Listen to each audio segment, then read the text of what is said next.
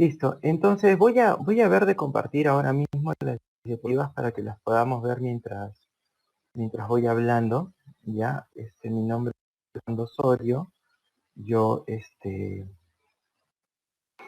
voy a trabajar con ustedes el día hoy y el día lunes de 4 a 6 de la tarde, que la vez pasada el curso fue de 6 a 8 y por eso, perdón, un ratito, un segundito. Mami, ¿me puedes cerrar la puerta de esta, porfa? ¿Me puedes cerrar el vidrio? ¿Me puedes cerrar esto, por favor? Gracias. Y ahora sí, para estar más tranquilos. La vez pasada fue de 6 a 8 y yo confundido. Hasta hace 3 minutos pensaba que era igual de 6 a 8, pero no importa porque ya lo habíamos visto esto desde temprano. Lo que van a trabajar conmigo es el tema del trastorno de déficit de atención con hiperactividad. Vamos a ver hoy día un poco la caracterización del asunto, ¿ya? Y el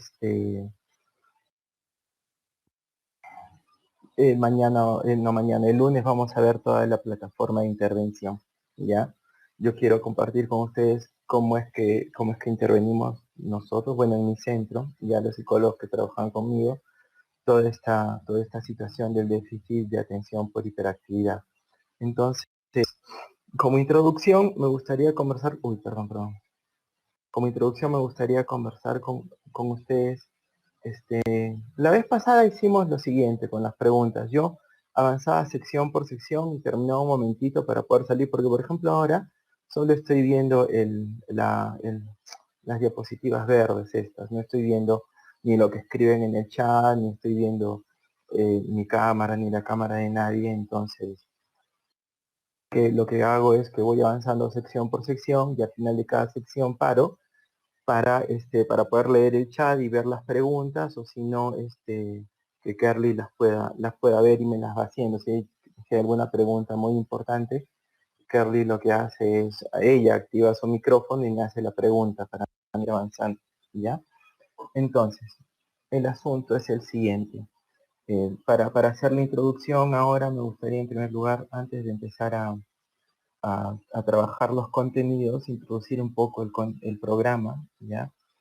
El trastorno por déficit de atención con hiperactividad es algo que se trabaja mucho a nivel de consultorio, es algo que se trabaja mucho a nivel de práctica profesional, digamos, ¿ya?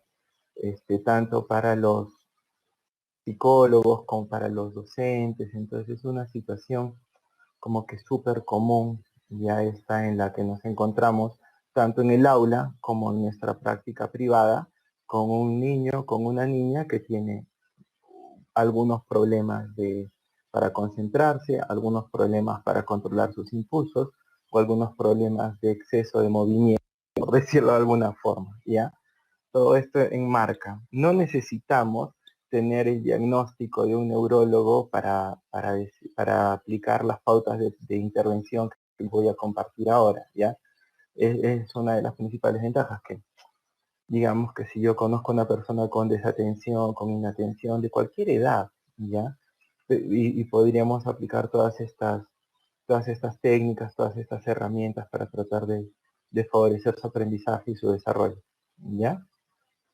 Con respecto a mí, esta parte para mí es no sé, a mí no me gusta, ¿ya? Pero de todas formas, a ver, yo suelo empezar presentándome porque, a ver, sí se ve ahí, ¿no?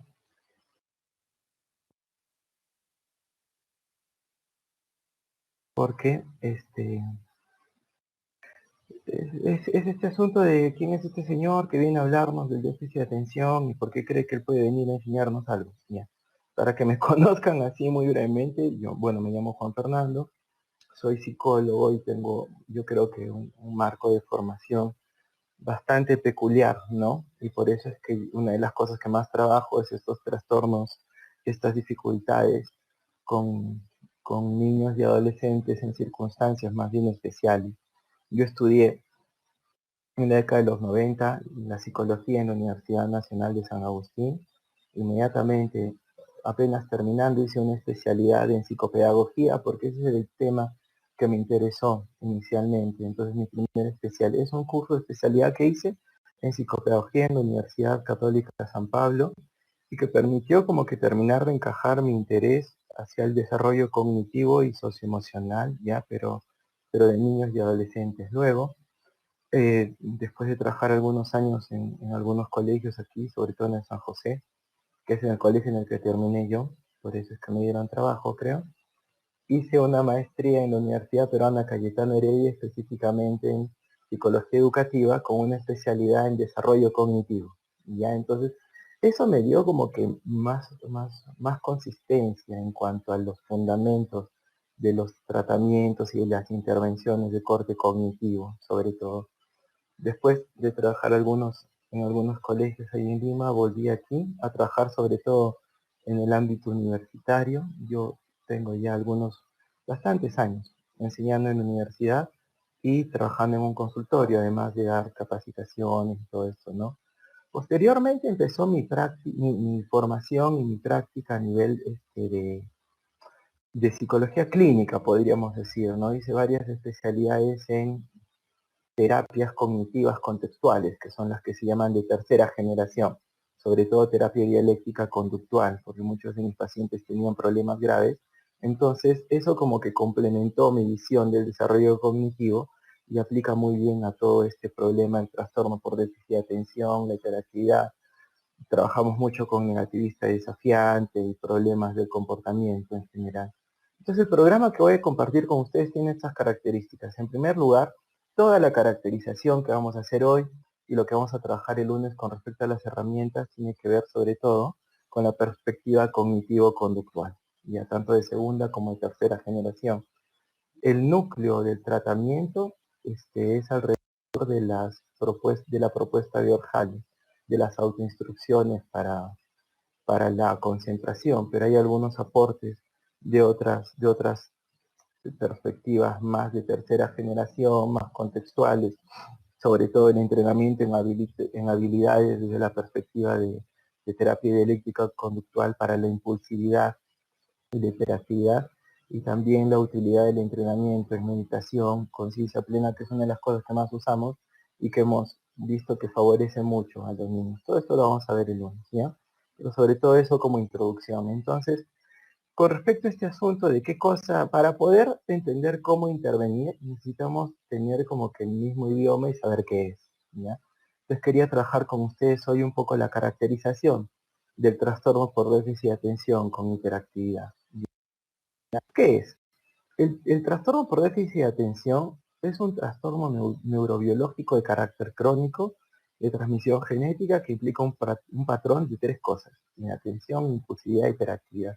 Este párrafo cortito de 3 líneas creo que es bien descriptivo y que si lo entendemos bien podemos entender prácticamente todo lo que necesitamos saber con respecto a qué es el trastorno por déficit de atención con hiperactividad. En primer lugar, es un trastorno. Yo sé que hay un montón de polémica con respecto a este asunto, a las opiniones de muchas personas bien entendidas y sobre todo bien intencionadas que dicen que no puede ser un trastorno, una cosa que podría resultar natural en los niños y adolescentes, si es que no existiese algo tan artificial como el colegio.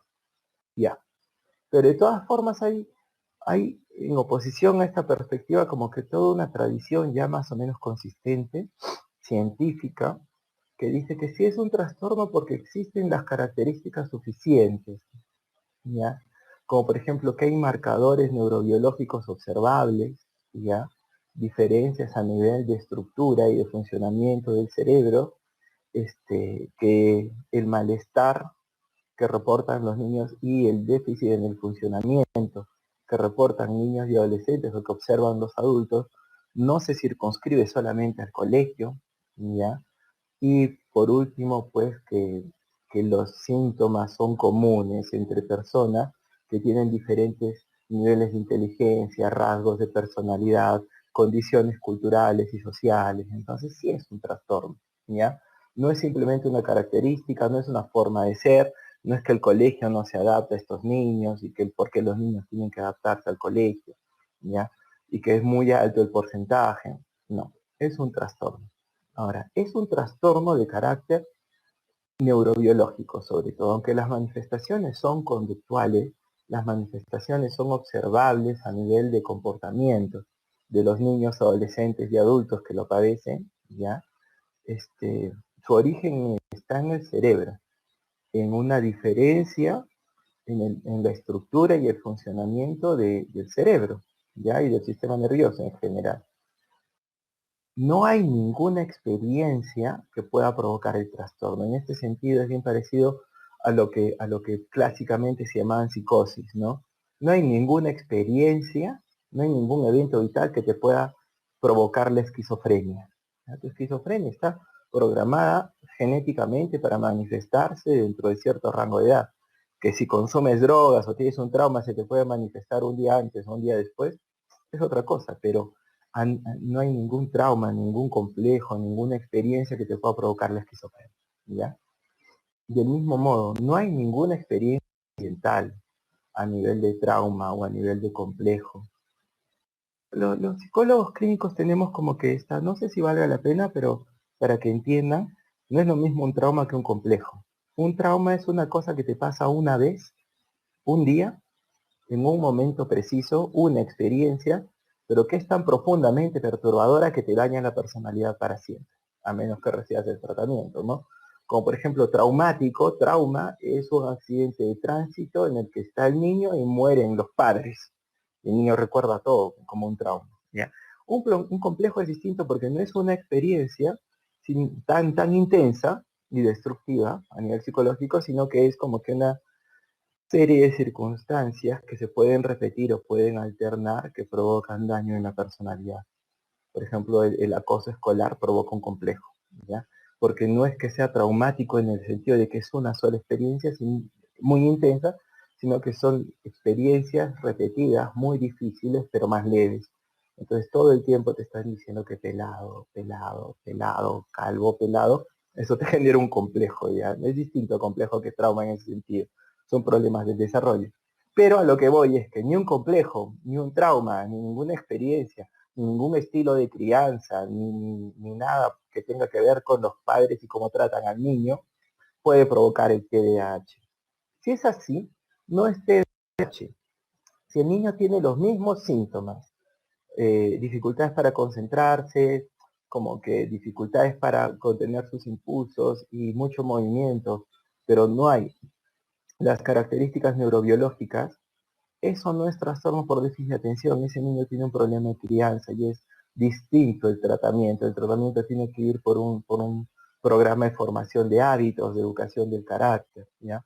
Un niño con trastorno por déficit de atención, con hiperactividad, tiene un trastorno neurobiológico, necesita medicación, por ejemplo, ¿ya?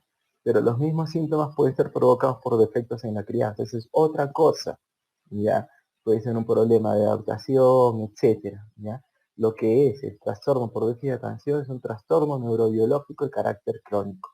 Aunque se han reportado y conocemos algunos casos en los que a partir del desarrollo el problema desaparece y el término concreto que utilizan los médicos es que remite, ¿ya? El problema remite, no es lo normal. Lo normal es que se vaya agravando con el tiempo y muchas veces se transforma en otra cosa en la adolescencia y en la adultez, sobre todo para pasar a la adultez si no ha recibido tratamiento se transforma en otra cosa más grave, en lo que llamamos trastorno de personalidad, ¿no? De distintos tipos. Y a eso me refiero con que es de carácter crónico, va empeorando con el tiempo, ¿ya? Es de transmisión genética, es decir, está codificado en los genes, ¿ya? Se conocen ahorita los marcadores genéticos, tanto los de la dopamina, los dopaminérgicos y los que están relacionados con los otros neurotransmisores y la morfología de las estructuras corticales, que hacen que el cerebro se desarrolle distinto. Entonces digamos que es una característica que se hereda de los padres, como el color de ojos, ¿ya? El color de ojos o es del padre, o es de la madre, o es de una combinación de ambos, ¿ya? O sea, no viene de otro lado el color de ojos de un niño. Del mismo modo, el trastorno por déficit de atención o viene del lado del padre, o viene del lado de la madre, o viene del lado de ambos, ¿ya? El color de ojos se puede saltar una generación, digamos, ¿ya? Fue como que, pero de todas maneras no viene de otro lado, está programado genéticamente, ¿ya? Y tiene 3 síntomas. Dificultades para prestar atención, impulsividad, que es las dificultades para regular el impulso, y por último hiperactividad, que es exceso de movimiento, ¿ya? Se manifiesta desde una edad muy temprana, ¿ya? Y con respecto a esto, los manuales de diagnóstico han ido como que cediendo y cediendo y cediendo cada vez más, ¿ya? Se pueden observar los síntomas con claridad y con claridad a nivel de trastorno antes de los 7 años. Desde muy pequeños, digamos que se pueden observar estas características, ¿ya? Antes de los 7 u 8 años. Debe mantenerse, digamos, los síntomas de inatención, impulsividad, hiperactividad en una frecuencia y en una gravedad de consideración significativa durante más de 6 meses, porque si no, puede ser otra cosa, ¿ya? Entonces, digamos, ¿qué pasa? Si yo soy un profesor de primer grado, soy profesora de primer grado, y recibo a un grupo de niños el próximo año, que espero que ya puedan venir los niños a clases el próximo año, porque esto de la educación así yo no sé hasta cuándo va a durar, antes de que se termine de caer encima de nuestras cabezas, porque colapsó.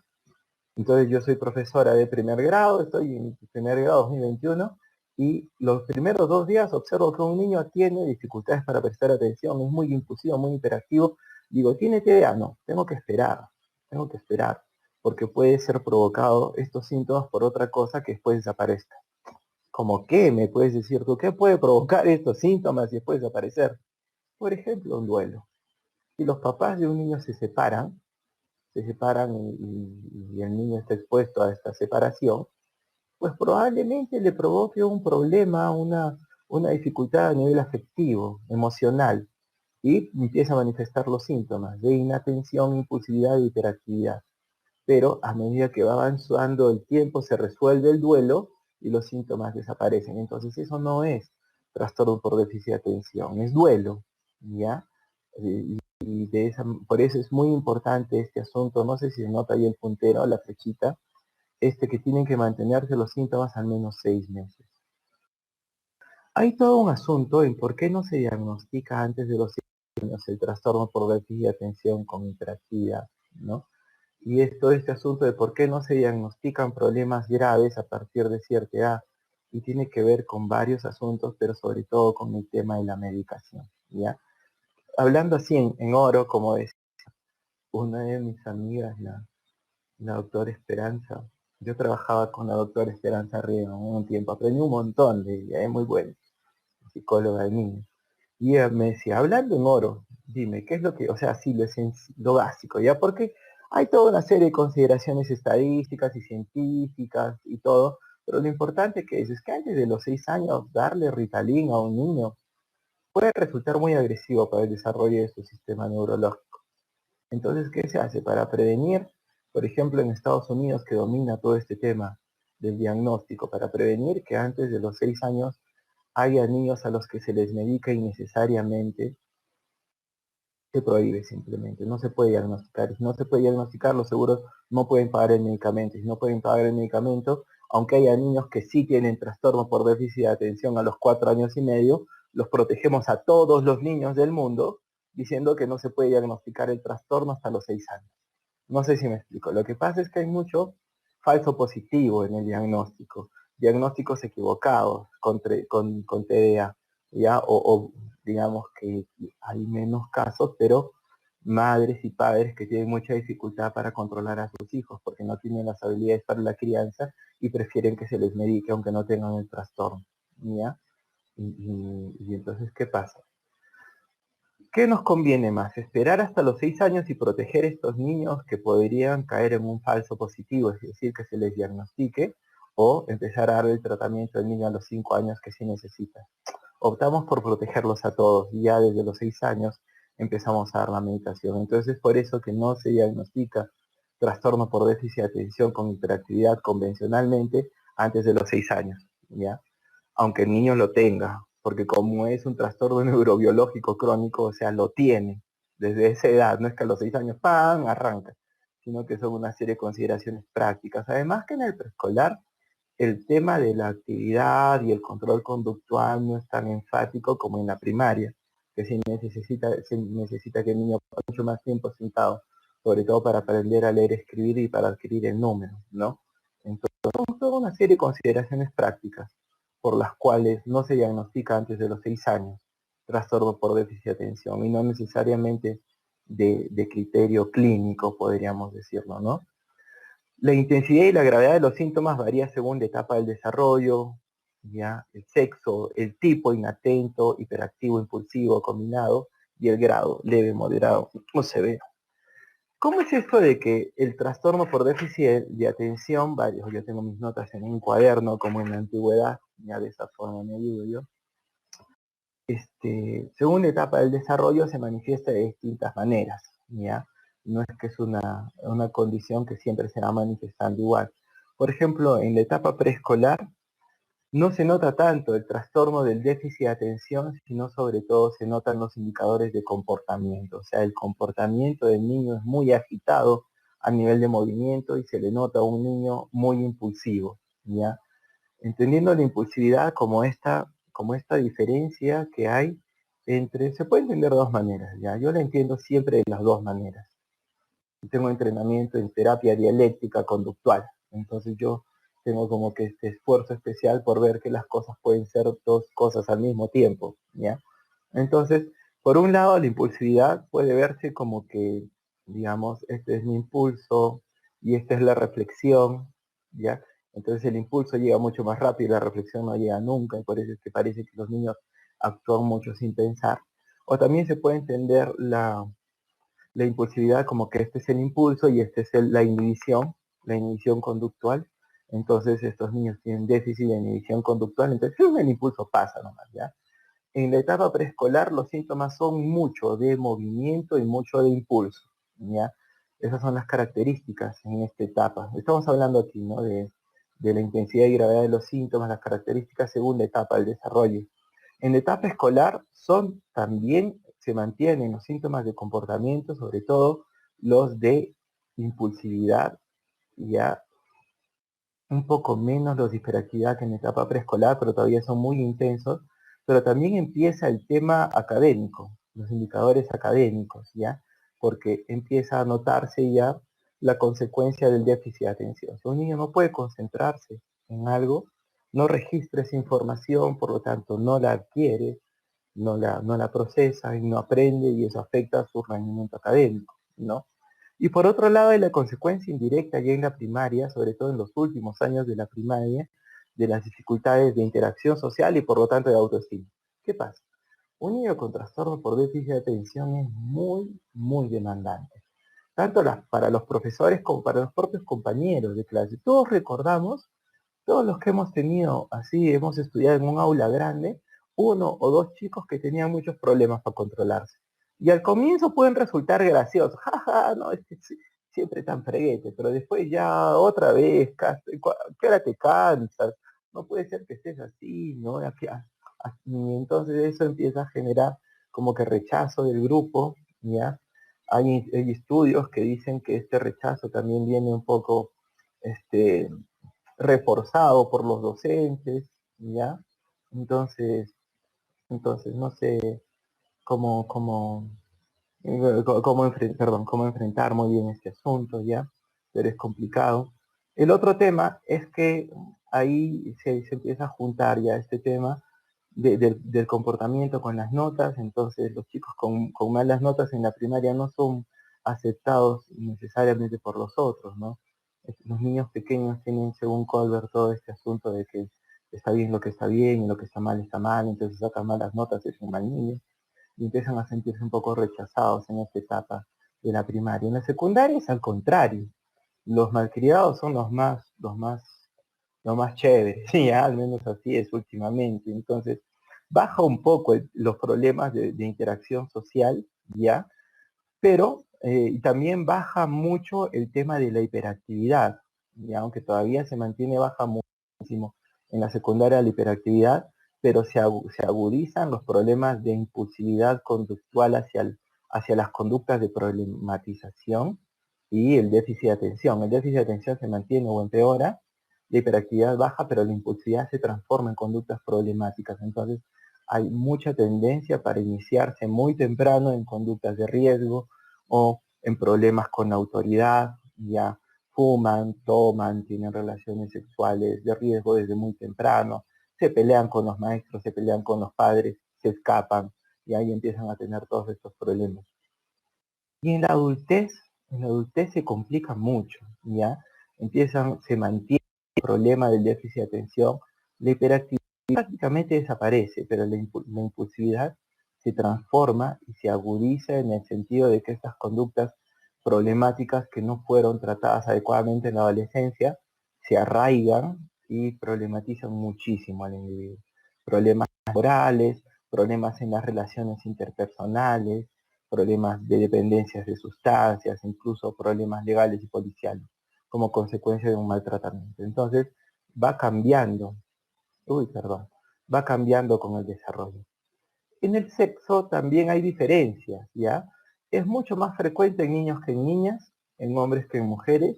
La proporción es más o menos de 5-1, mucho más frecuente en hombres. En las niñas que se observa trastorno por déficit de atención, siempre suele ser muy grave, ¿ya? Muy grave. Se manifiesta sobre todo en niñas de dos maneras, con un profundo déficit de atención y con no tanta impulsividad e hiperactividad, sino que son más bien niñas muy apagadas, muy apáticas, desinteresadísimas, ¿ya? A menos que sea algo que sí les apasione, como por ejemplo salir al parque a jugar.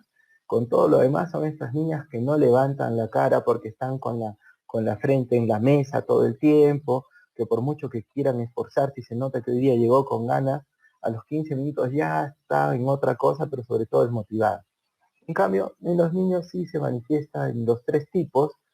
El inatento tiene los otros dos síntomas, impulsividad e hiperactividad, pero en menos medida.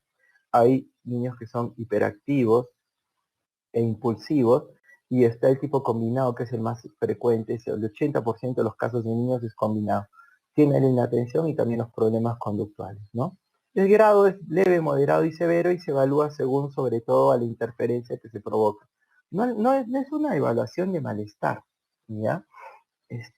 Sino es más bien una evaluación de interferencia. Los clínicos manejamos estos dos términos con bastante fluidez. Una cosa es el malestar y otra cosa es la interferencia. ¿Ya? Y la mayoría de los trastornos y las condiciones de salud mental tienen como que evaluación en estas dos características. ¿Qué quiere decir malestar? Que a mí no me gusta como lo que me está pasando, ¿ya? Por ejemplo, si yo estoy deprimido, me siento triste probablemente, ¿ya? Siento mucho desagrado por las cosas y mi nivel de malestar, o sea, ¿cómo experimento esto? Es muy egodistónico, es decir, lo experimento como, qué feo que me esté pasando esto, ¿ya? Entonces es mucho malestar. Y la interferencia es ese malestar, cuánto afecta a mi funcionamiento. A ver, para que quede más o menos claro. Si por ejemplo hoy día me levanto con dolor de muela y me duele mucho, la muela es horrible, ¿ya? Entonces me va a doler y eso me deja generar como que a todos nos ha dolido la muela. Es este dolor agudo, ¿ya? Desagradable, que uno siente que no puede hacer nada por resolver. Entonces es un nivel muy alto de malestar. Pero no necesariamente me va a provocar interferencia. Digamos que me duele mucho la muela, digo ya, uy Dios mío, así nomás será. Y me levanto, me baño, me pongo a trabajar y hago todas mis cosas normales. Eso es como que mucho malestar, pero poca interferencia. Pero si, por ejemplo, tengo mucho dolor de muela y por el dolor de muela llamo a mi trabajo y digo, ¿sabes qué? Hoy día no voy a presentarme a clases porque me duele mucho la muela, lo siento. Y me vienen a buscar y digo, no quiero ver a nadie, por favor, me está doliendo la muela. Y ya mi familia me dice para ir a almorzar y digo, no tengo hambre, por favor, no me hablen de comer y no me deja dormir, entonces interfiere mucho con mi vida, ¿ya? La gravedad del TDAH se mide no por el malestar, porque los niños muchas veces no reportan nada de malestar por su TDA, ¿ya? Algunas veces malestar secundario, como que, por ejemplo, nadie quiere jugar conmigo, ¿ya? Pero no. Generalmente se evalúa por el nivel de interferencia, es decir, cuánto el trastorno por déficit de atención con hiperactividad no te deja hacer tus cosas. Si el niño tiene un trastorno por déficit de atención que le impide, por ejemplo, aprender en el colegio, es muy grave, muy severo, ¿ya? Si tiene este trastorno, pero aprende moderado, como que se defiende, es intermedio, moderado. Y si tiene muchos síntomas de inatención, impulsividad, hiperactividad, puede ser muy intenso el síntoma, ¿ya? Pero aprende en el colegio y se adapta bien, ¿ya? Entonces es leve. Y hay niños así, seguramente las profesoras, de haber profesoras aquí en el grupo, han tenido un niño que está así, ¿no? Como loquito, mientras los demás están prestando atención a la pizarra, él está dibujando calaveras, ya en primer grado, dibujando calaveras, así con amarillo y rojo. Préstame tu rojo para dibujar la calavera que se está incendiando, ya, y que se para y se siente, y sale corriendo. Y tú le dices, a ver, Juan, tú que estás tan distraído, ¿qué he dicho? Y te repite todito, ¿ya? Entonces, este tiene un TDA leve, porque hay poca interferencia con los procesos de aprendizaje y adaptación. Entonces, no se mide el malestar, se mide la interferencia, el nivel de funcionamiento. Y por último, este es el otro criterio diagnóstico, afecta 2 o más ámbitos de la vida del niño, ¿ya? Entonces, si se manifiesta solamente en un lugar, es otra cosa. Si se manifiesta solo en el colegio y en casa, el clínico, el que va a diagnosticar, observa que efectivamente no tiene problemas de atención, no tiene problemas de impulsividad o hiperactividad en casa, como un niño completamente neurotípico, regular, ¿ya? Y solo es en el colegio. No es probablemente un problema de adaptación al colegio, fobia escolar, por ejemplo, ¿ya? No es, pero el trastorno por déficit de atención es que no puede prestar atención en ningún lugar, ¿ya? Que no puede estar tranquilo en ningún lugar. Y ahorita vamos a ver los síntomas. Tiene que interferir de manera significativa el funcionamiento en al menos 2 lugares, ¿ya? En 2 ámbitos de la vida del niño, no solamente en uno. No sé si hasta aquí hay alguna pregunta. Me gustaría, por favor, avanzar un poquito con los síntomas antes de pasar a la primera ronda de preguntas, ¿ya? Eh, entonces, estos indicadores, los primeros síntomas de trastorno por déficit de atención son la hiperactividad, la falta de concentración y la impulsividad, ya que son 3 cosas bien distintas. Aunque la impulsividad y la hiperactividad suelen manifestarse en la mayoría de los casos simultáneamente y en la misma conducta, son neurológicamente diferentes, ¿ya? Entonces es por eso que deben entenderse de esta manera. Ya en primer lugar, el síntoma central, el síntoma principal ha cambiado con el tiempo.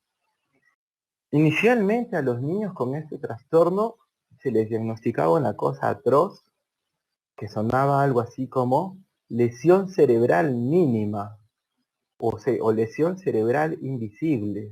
Horrible, ¿ya? Que era algo así como que se nota que estos niños tienen una lesión cerebral porque su comportamiento está alterno, pero no la podemos detectar con los medios tecnológicos que tenemos hasta ahora, ¿ya? Entonces la gente dice, qué terrible, lesión cerebral mínima. Litio, ¿ya? Para el niño noqueado por el litio.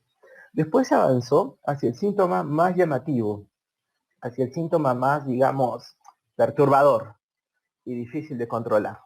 ¿Cuál? La hiperactividad, ¿ya? Entonces un niño como que todo el tiempo están en movimiento, como que guiados por un motor, lo que se mantiene desde el siglo XVIII, ¿ya? Como que impulsados por un motor que nunca para, ¿ya?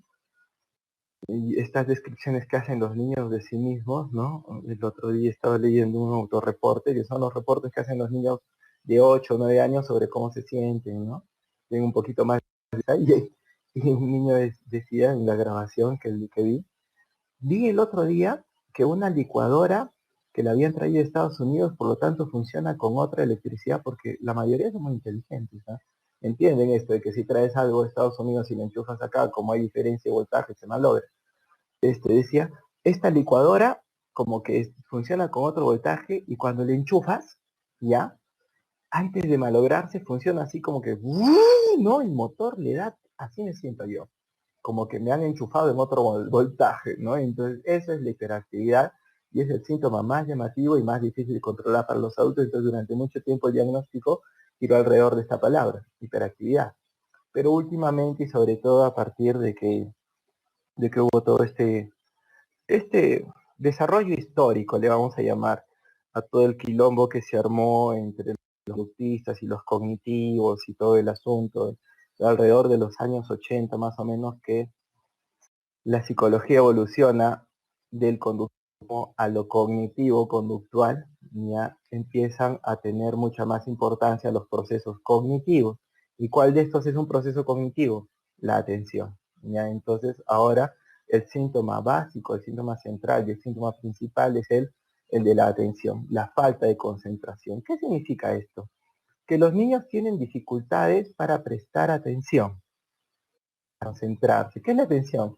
Es la capacidad para dirigir la conciencia hacia voluntariamente hacia algo que está ocurriendo en nuestro medio ambiente mientras ignoramos. Yo estoy tratando de mantener la atención ahorita a pesar de que me está cayendo el sol acá. No estoy acostumbrado a hablar a esta hora, ¿no?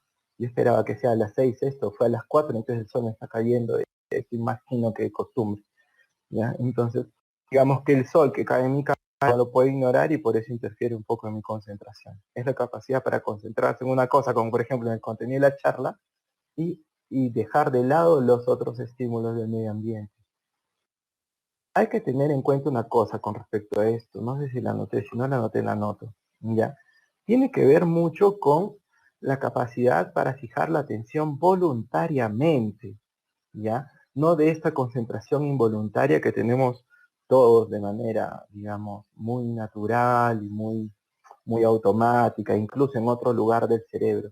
Cuando hay un irritante o cuando hay algo que naturalmente despierta nuestro interés por la calidad y la cantidad de los estímulos, no necesitamos esfuerzo para concentrarnos, ¿ya? Un ejemplo muy claro es cuando uno está enamorado. Cuando uno está enamorado, el nivel de dopamina está tan alto, ¿ya? Es como una enfermedad prácticamente, ¿no? Es como que lo opuesto de la depresión, pero también es como que terriblemente patológico si se ve desde ese punto de vista. Que uno puede estarle, literal, mirando la cara a la otra persona y concentrado, así, ¿no? Pero ese no es que yo haga el esfuerzo, es esa atención involuntaria, por decirlo de alguna forma. Yo no tengo que hacer ningún esfuerzo para prestar atención a eso. Y es por eso que a veces tengo que hacer este esfuerzo adicional por explicarle a algunas familias, menos a algunos docentes, aunque también a veces, de cómo va a tener algo que se llame trastorno por déficit de atención, o trastorno por déficit de atención, inatención, falta de atención, mi hijo, si se puede pasar 2 horas seguidas mirando una película, porque le gusta, o se puede pasar toda la tarde jugando el juego de video. Lo que pasa es que el juego de video y la película y la cara de la chica que te gusta o del chico que te gusta, despierta automáticamente la atención y esto no se ve afectado por el trastorno. Lo que se ve afectado es la capacidad de fijar la atención de manera voluntaria, ¿ya? Esta atención que tenemos que hacer nosotros cierto esfuerzo para concentrarnos, como el esfuerzo que están haciendo ustedes ahora para prestarme atención a mí, porque yo sé, no me aburrido soy, ¿ya? Entonces eso es, ¿ya? Esa es la atención que se afecta. Y si los niños pequeños tienen dificultades con esta atención, un niño con el trastorno tiene muchas más dificultades. Se caracteriza sobre todo por tres cosas, ¿ya? Por tres cosas. Dificultad para orientar y mantener la atención de manera voluntaria, ¿ya? Esta es la primera. La primera característica del déficit de atención es la dificultad para mantener la atención de manera voluntaria, ¿ya? Entonces, por ejemplo, ¿en qué momento tenemos que mantener la atención de manera voluntaria en clase? A menos que estés enamorada de tu profesora, que es bien frecuente entre niños, y dependiendo del profesor, ¿no? Hay un profesor en la universidad en la que trabajo, Aarón se llama, ¿no? Es un tipo buenísima gente y todas las alumnas están enamoradas de él, entonces supongo que ahí no aplica. Pero, si tú eres un chico así en tu clase y la ves y tienes que esforzarte para prestar atención, ¿ya? Esa capacidad para mantener en el tiempo la concentración es la que falla. ¿Ya? Esa es la primera característica. Dificultad para mantener la atención voluntaria. La segunda característica del déficit de atención, acá está el niño con cara de desatento, es la capacidad para resistir a las distracciones. ¿Ya? Los niños neurotípicos tienen mucha mayor capacidad para que si están prestando atención a la clase, ¿ya? Pasa alguien por la puerta y lo ignoran y siguen concentrados, ¿no? O si están en un juego de mesa y por ahí viene una mosca, la ignoran y se mantienen concentrados, ¿ya? Entonces la capacidad para resistir las distracciones. Y en tercer lugar, la capacidad recuperar la concentración una vez que se ha perdido. Digamos que el niño neurotípico está así como que concentrado en el juego de mesa y se mete, se mete una cucaracha voladora y todo, ¡ah, la cucaracha! La bota y el niño puede recuperar al toque su concentración en el juego. El niño con déficit de atención ya se quedó perturbado, no emocionalmente, sino a nivel de atención. Y ya para que se vuelva a concentrar es muy difícil, ¿ya? Entonces dificultades para mantener la concentración, dificultades para resistir a los distractores y dificultades para recuperar la concentración. Eso es el déficit de atención. ¿Qué cosa es la impulsividad? La impulsividad es que todos tenemos impulsos y es normal, ¿ya? ¿Cómo se manifiesta esto en los niños? Son impacientes, problemas para esperar turnos, interrumpen a los demás, ¿ya? Pero ¿qué pasa? Como estos niños tienen dificultades en el desarrollo de los mecanismos de inhibición, sus, sus impulsos son experimentados como que más intensamente y no tienen los mecanismos para resistirlos. Entonces se convierten en actos. El impulso es interno y se convierte en un acto con una cosa que se llama actualizar. Convertir en acto el impulso. ¿Ya? Por eso se llama actualización. ¿Ya? El impulso se actualiza muy fácilmente porque el niño, el adolescente, siente más intensamente este impulso y no hay nada que lo frene, no hay inhibición. Los impulsos vienen de dos fuentes básicamente, la necesidad y la emoción.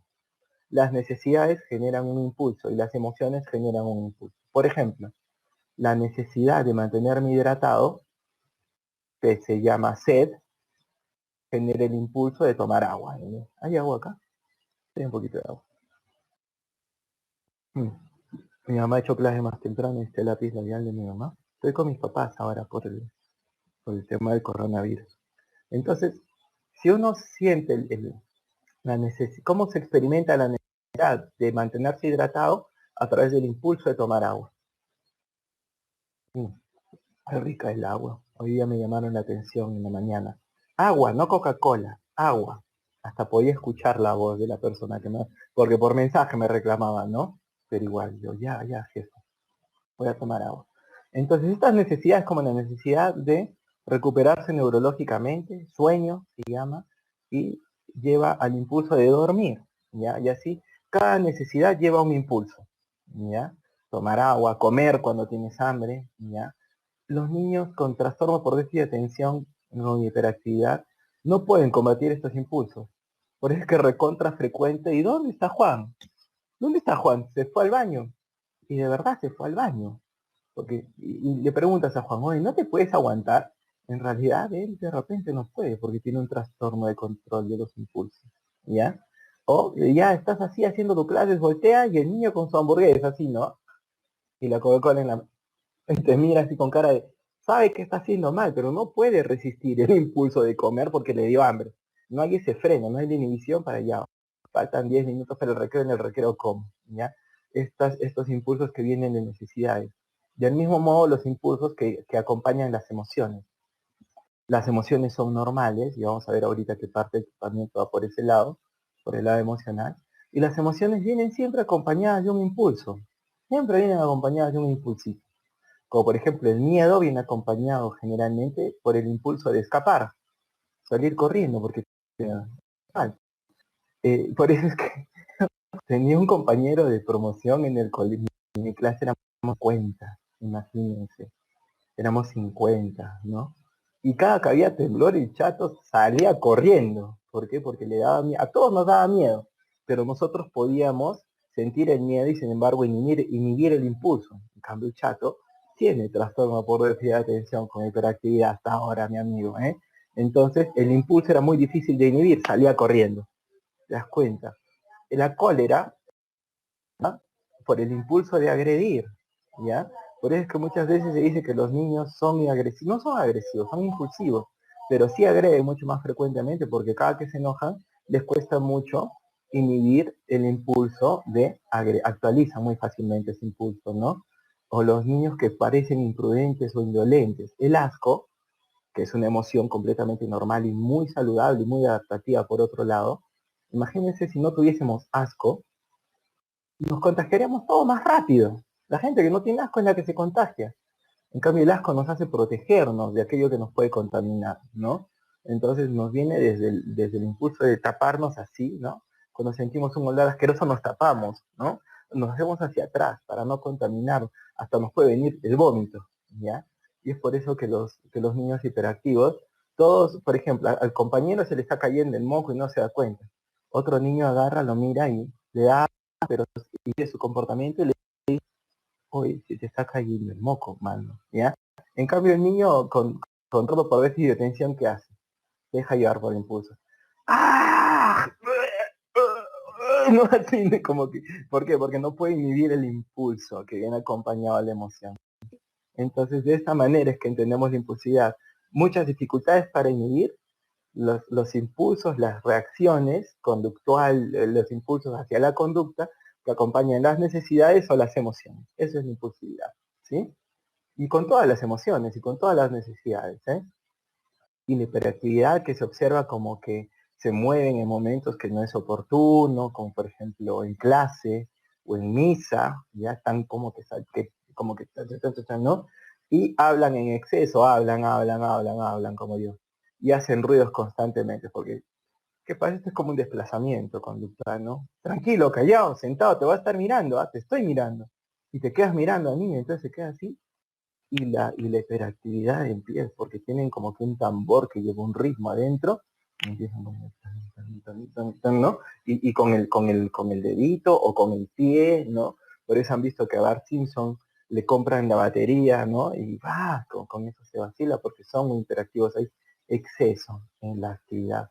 Entonces, para no sentir que estoy, porque a veces me viene el pánico a mí, de que ya se desconectó todo, que no tengo internet y que estoy hace 20 minutos hablando solo, voy a hacer la primera pausa para preguntas aquí, ¿ya? Entonces voy a salir de esto y a ver si alguien tiene en el chat alguna pregunta. Ah, mira, hay preguntas aquí. Hay preguntas, sí se escucha, buenas tardes. Silvia dice, tengo entendido que se entiende como un trastorno después de los 6 años de edad. Antes solo son acciones comunes, propias de un niño explorador. No tanto. No tanto, o sea, esa es una forma de racionalizarlo y de explicarlo a los padres, pero no es que los sean exploradores hasta los años y a los 6 años les da trastorno por déficit de atención, no. A los 5 años también hay un problema de adaptación, Silvia. O sea, no es solamente que el niño es normal y que los demás le estamos viendo como un loco, no. Hay problemas ya, problemas de inhibición de conducta, problemas de hiperactividad, problemas en que no puede concentrarse con las cosas que necesita concentrarse un niño a los 5 años. Entonces, ese es el tema. Ya tiene el trastorno, pero para protegerlo de una mala medicación, para protegerlo de repente de tratamientos muy agresivos a una edad muy temprana, no se le diagnostica todavía, a pesar de que ya tiene el trastorno y que es un problema neurobiológico serio, ya y que necesita probablemente intervención. Les decimos pre-TDA, ¿ya? Y les empezamos a dar todo el tratamiento psicológico generalmente, y les ayuda un montón. Entonces no es solamente que es un niño normal y que los adultos queremos que esté quieto, no. Es un niño que no puede estar quieto cuando es adaptativamente necesario. Los niños de 5 años, de 4 años, ya pueden darse cuenta según el contexto, este es un momento en el que debería estar quieto, y se tranquiliza. Un niño con TDA no puede y se desadapta, entonces el comentario de Silvia de que no es solamente que es un niño explorador, ya, porque eso es como que después cuesta creer que a los 6 años, ¡pum!, simplemente aparece el trastorno. No es tanto así. Melanie dice, ¿qué estímulos pueden detonar una de estas conductas? A ver, un ratito. Vamos a entender bien la pregunta de Melanie. Las conductas impulsivas son detonadas internamente, ya por las necesidades y los sentimientos. La hiperactividad no necesita detonador, está todo el tiempo. Si tu pregunta es qué cosa puede detonar el trastorno, ya, el trastorno simplemente se va desarrollando, no es que el niño no lo tiene y de pronto pum aparece, como les explicaba, ya se va observando desde edad muy temprana. Se diagnostica cierta, pero se va observando, no es que detona, como la esquizofrenia, por ejemplo, que sí, pum, aparece en cierto momento, no. El trastorno por déficit de atención no funciona así. Muy bien. Ángela dice, ¿puede estar asociado a un trastorno desafiante?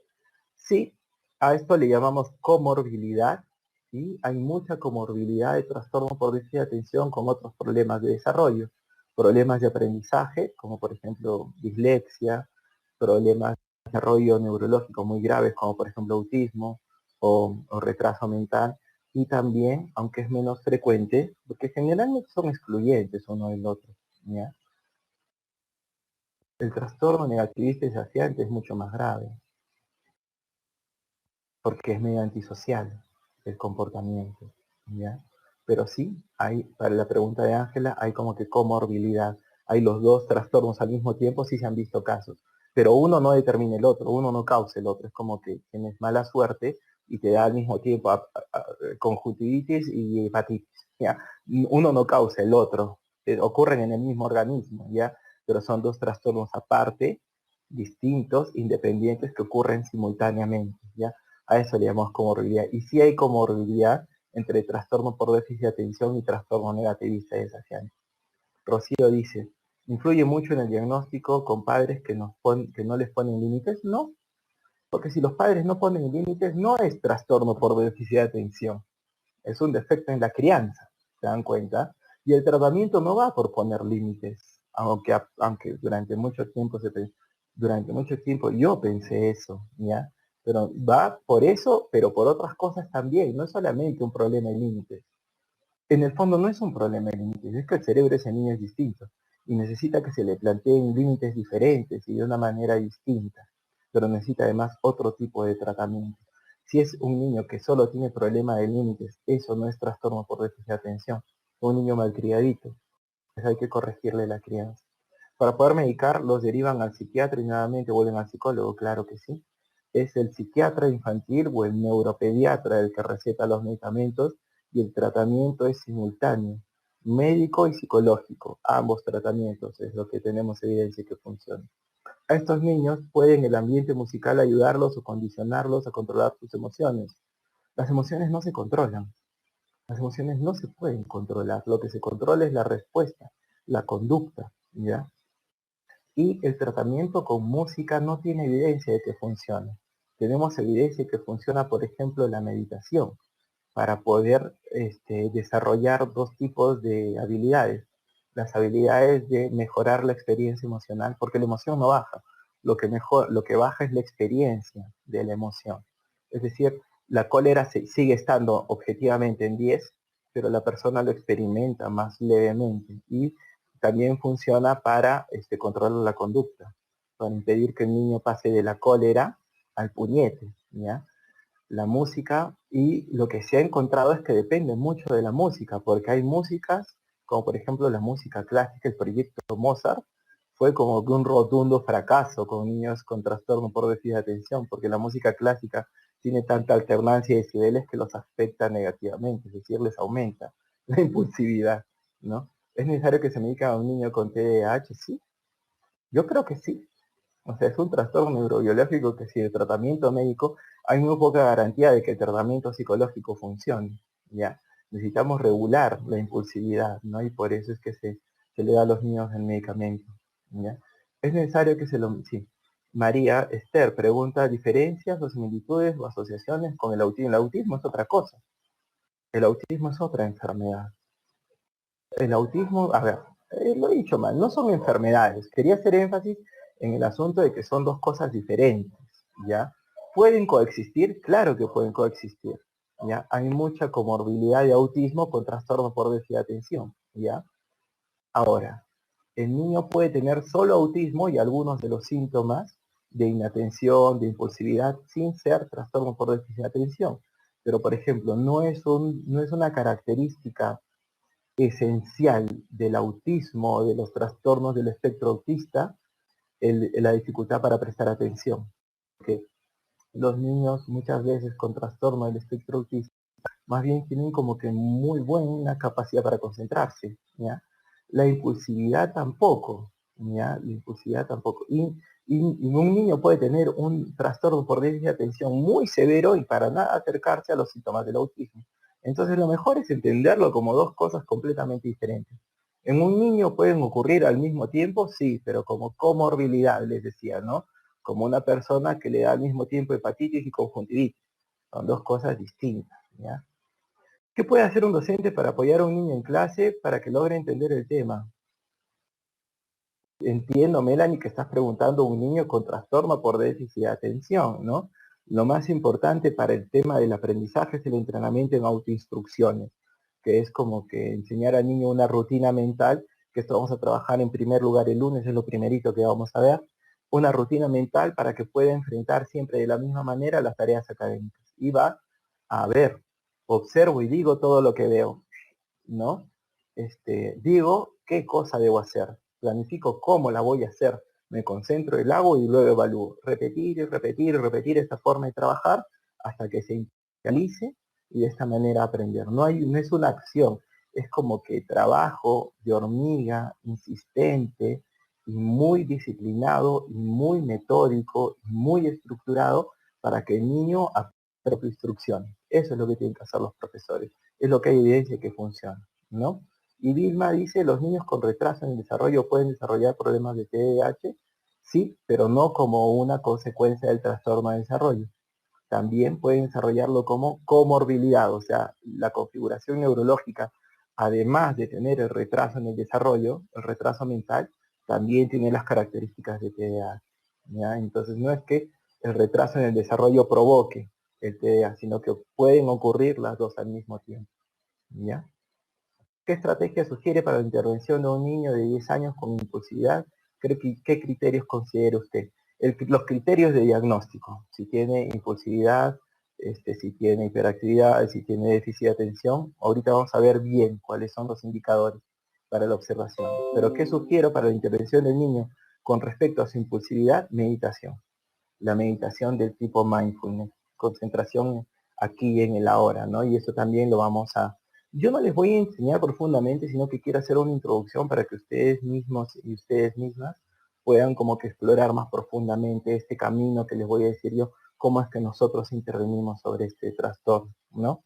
Judith, los niños con trastorno por déficit de atención muchas veces lo meten a muchos talleres para mantenerlo ocupado. ¿Qué tan cierto es? Esto es completamente cierto, Judith. Esto ocurre. ¿Qué tan beneficioso es? No es muy beneficioso que digamos, porque lo que hace es que, a ver, ¿qué pasa? Este es un error en la concepción del trastorno. No es un tema de exceso de energía. No es que al niño haya que cansarlo como a un caballo para que pueda dormir. Ya hay que darle tratamiento médico y psicológico para una condición neurobiológica, estructural y funcional del cerebro. No es que simplemente metiéndolo al karate y después llevándolo a la natación, no. Él necesita tener una vida normal, necesita descansar, necesita jugar, necesita poder aprender al colegio, por lo tanto necesita hacer tareas por las tardes. Entonces, tiene por déficit de atención, entonces ya el colegio, olvídate del colegio, talleres, qué taekwondo, qué natación, qué equitación, ¿y en qué momento tareas? ¿Y en qué momento jugar? ¿Y en qué momento descansar? El tratamiento es para que tenga la vida de un niño, la vida normal de un niño, ¿no? No meterlo a tantos talleres, ¿no? ¿Qué opina del efecto Ritalin en los niños? Opino pues que ahorita vamos a hablar sobre la medicación, ¿no? Entonces, ahorita les explico bien sobre la medicación, ¿ya? Entonces, muchas gracias por sus preguntas, más o menos como que a la mitad yo quería contestar todas estas preguntas. Con esta pregunta de Noemí, vamos a pasar entonces a continuar con esta exposición sobre las características. A ver, el TDA necesita medicación de por vida. No sé si en la adultez necesita medicación para el TDA, ¿ya? Yo creo que necesita medicación mientras se manifiesten con mucha interferencia las características del trastorno. ¿A qué me refiero? Un chico que recibe tratamiento psicológico y psiquiátrico adecuado desde edades tempranas, ¿ya? Aprende las estrategias psicológicas de autorregulación, de concentración, de control conductual, puede ir abandonando poco a poco y llegar a suprimir la medicación incluso en la adolescencia tardía, ¿ya? Pero a veces los niños que pasan sin medicación y sin tratamiento psicológico adecuados, porque no todo tratamiento psicológico es efectivo, ¿ya? Y no me voy a meter a hablar más de eso. Así como hay tratamientos, no me voy a meter a hablar más de eso, pero sí hablo más de eso. Así como hay tratamientos con evidencia que funcionan, como el tratamiento cognitivo-conductual, tenemos evidencia, pruebas científicas de que funciona, hay evidencia de que hay otros tratamientos que no funcionan, e incluso hay evidencia de que hay tratamientos que empeoran la situación. ¿Ya? Entonces es cuestión de ver. Si una persona recibe un buen tratamiento durante un tiempo adecuado y le saca provecho, puede ir dejando después los medicamentos. La terapia dialéctica conductual ha juntado como que una cantidad significativa de evidencia de que funciona a pesar de que el niño no tenga tratamiento médico. Por ejemplo, hay personas que tienen alergia a los medicamentos o que ya están mal del hígado o que tienen gastritis y no pueden tomar el medicamento. Terapia dialéctica conductual, que es cognitivo-conductual de tercera generación, ayuda bastante a esta gente, ¿no? Entonces, es posible que dejen de tomar la medicación en algún momento. Sin embargo, si no ha recibido un buen tratamiento psicológico, si no ha sido intervenido de forma efectiva, probablemente en la adultez necesite medicamentos para el TDA y necesite medicamentos para otra cosa también, medicamentos más fuertes para... Yo tengo pacientes adultos que no han sido tratados de niños adecuadamente y ya no solamente toman el topiramato para controlar los impulsos, sino que toman antipsicóticos, ¿no? Porque si no, no pueden con su propia vida. Entonces, digamos que esto del medicamento depende de qué tan efectivo sea el tratamiento y qué tan oportuno ha sido el tratamiento. Muy bien. Miren que yo no quiero desanimarlos con todo este asunto, porque a veces yo vengo y hablo en base a mi experiencia. Yo soy terapeuta de DBT, o sea, yo trabajo con pacientes muy graves, con pacientes con trastorno por déficit de atención muy grave, con pacientes que no pueden tomar medicamentos o que han fracasado en otros tratamientos, por ejemplo, ¿no? Entonces a veces mis visiones son un poco drásticas sobre el asunto, ¿ya? Pero es lo que puedo compartir con ustedes. De repente hay otra persona que les dice otra cosa y también está bien, ¿ya? Entonces, muchas gracias por sus preguntas y continuamos para poder contestar sobre toda esta pregunta de Noemí sobre el efecto de los medicamentos y todo el asunto, ¿ya? Entonces, a ver un momentito, voy a pasar otra vez a las diapositivas, ¿ya? ¡Tarán! Lo neurológico en el trastorno por déficit de atención. Y esto tenemos que verlo bien, ¿eh? Que es un problema del cerebro. El cerebro es diferente, funciona de manera distinta, ¿ya? Funciona de manera distinta sobre todo a nivel de dos neurotransmisores y dos estructuras, ¿ya? ¿Cuáles son los neurotransmisores afectados que se observa objetivamente con mediciones, digamos, más o menos precisas? Que hay no solamente la observación clínica, ¿ya? Sino que hay tanto el marcador genético, ya lo conocemos. El otro día estaba conversando con un muy buen amigo mío. Escucha, como esta clase está quedando grabada, lo voy a saludar y lo voy a enseñar a mi amigo Pipo, ya, el Mauricio Ugarte Lewis. Él es biólogo y trabaja mucho en genética. Y me decía, oye, ¿no sería útil un examen genético? Y yo le digo, sí, y es muy útil, en otros sitios ya se usa, ¿no? Ya sabemos cuáles son los marcadores genéticos afectados, por ejemplo, en el transporte de la dopamina, y son el DRD4 y el DRD5, o sea, se sabe cuáles son los genes que fallan, ¿no? Y que por eso hay dificultades o diferencias en el transporte de la dopamina. Hay menos dopamina en el cerebro de estos niños, ¿ya? Entonces, ¿qué pasa? Pasa que hay mucha distracción, dificultades para concentrar tareas, dificultades para anticipar lo que va a ocurrir, ya por eso que se sorprenden con todo. Impulsividad cognitiva. ¿Qué es la impulsividad cognitiva? Esto, de repente han visto ustedes alguna vez un niño que no puede hablar porque está como que muy emocionado y empieza, lo que pasa, no, y le preguntas tú, oye, ¿qué pasó? ¿Qué pasó? Y eso es como que el pensamiento va mucho más rápido de lo que puede transformar en palabras, ¿ya? El pensamiento va muy rápido, muy fuera de control, y eso es la impulsividad cognitiva por el déficit en la dopamina. Y también hay déficit en la serotonina, y esto pasa mucho la motivación, las emociones están muy irritables, son más agresivos y sobre todo la baja serotonina determina mucho esta impulsividad, ¿ya? También la compulsividad, pero la compulsividad, esto de ser compulsivos, repetitivos, no es tan frecuente y no es un síntoma de TDA. ¿Ya? Entonces, ¿qué pasa? Tienen baja la dopamina y tienen baja la serotonina. Y como tienen baja la dopamina, también tienen baja la noradrenalina. Entonces es como que todo un quilombo a nivel de neurotransmisores. ¿Ya? No pueden prestar atención por eso y no pueden inhibir el comportamiento por eso. Son mucho más impulsivos, son muy distraídos. ¿Ya? Esto es bien importante porque a este nivel trabajan los medicamentos, ¿ya? No a nivel de una corrección estructural que vamos a ver ahorita, porque las dos estructuras que son diferentes son el córtex prefrontal, ¿ya? La corteza prefrontal aquí. Yo soy tan calvo que se me ve la corteza prefrontal, ¿ya? Esta parte de aquí del cerebro, ¿ya? Aquí está la función ejecutiva, la atención y la memoria y la inhibición conductual. Y los ganglios basales, que son estas estructuras que están bien al medio del cerebro, bien al fondo, y que controlan el movimiento y la inhibición. Entonces, como hay alteración en los ganglios basales están subdesarrollados, son más pequeños, ya morfológicamente son distintos, hay exceso de movimiento y falta de inhibición. Y son dos de los síntomas, ¿no? Hiperactividad, exceso de movimiento y falta de inhibición por los ganglios basales, y el déficit de atención tiene que ver con el córtex prefrontal, que también es más delgado, ¿ya?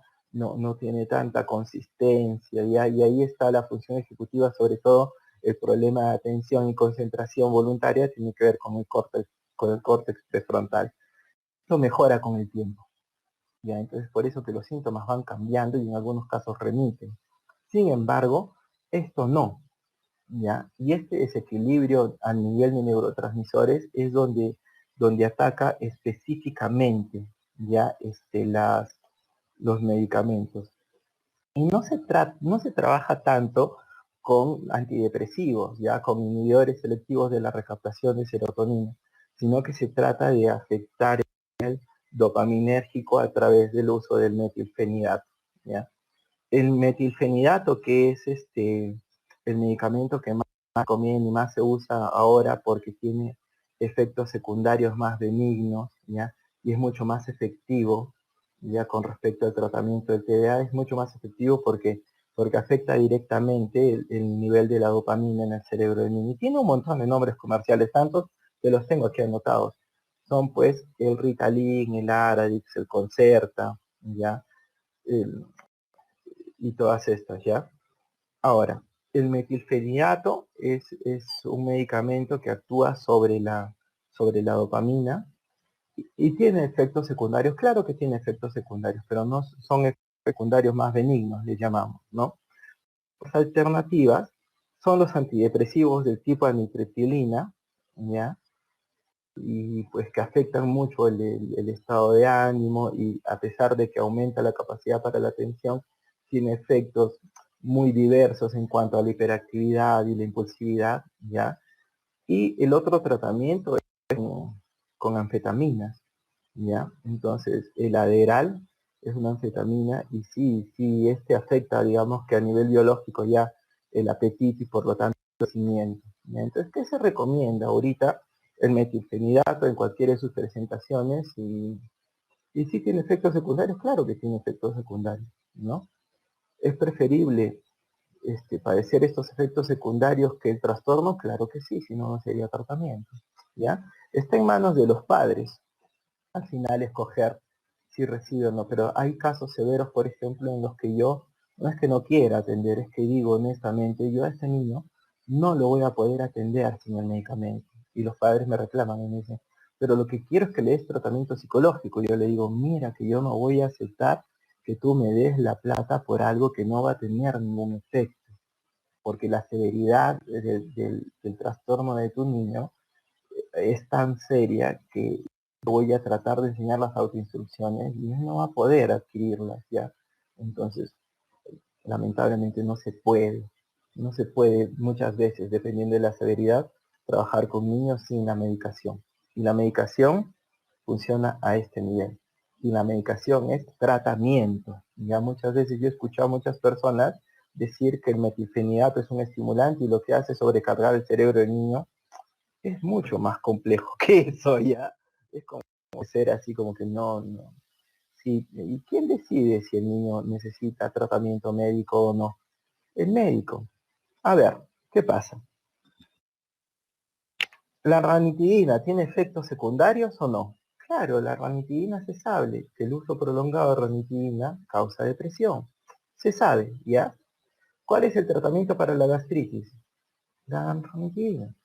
¿Ya? Entonces, digamos, ¿qué prefieres, no? que se te haga un hueco en el estómago o tomar este medicamento y después enfrentamos la consecuencia. No, tomamos el medicamento y después vemos cómo enfrentar el otro asunto, pero no deja de ser el tratamiento, ¿se dan cuenta?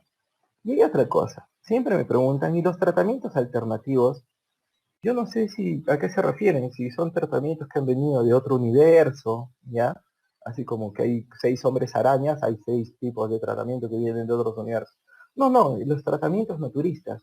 Ya mira, un tratamiento naturista tiene la siguiente característica.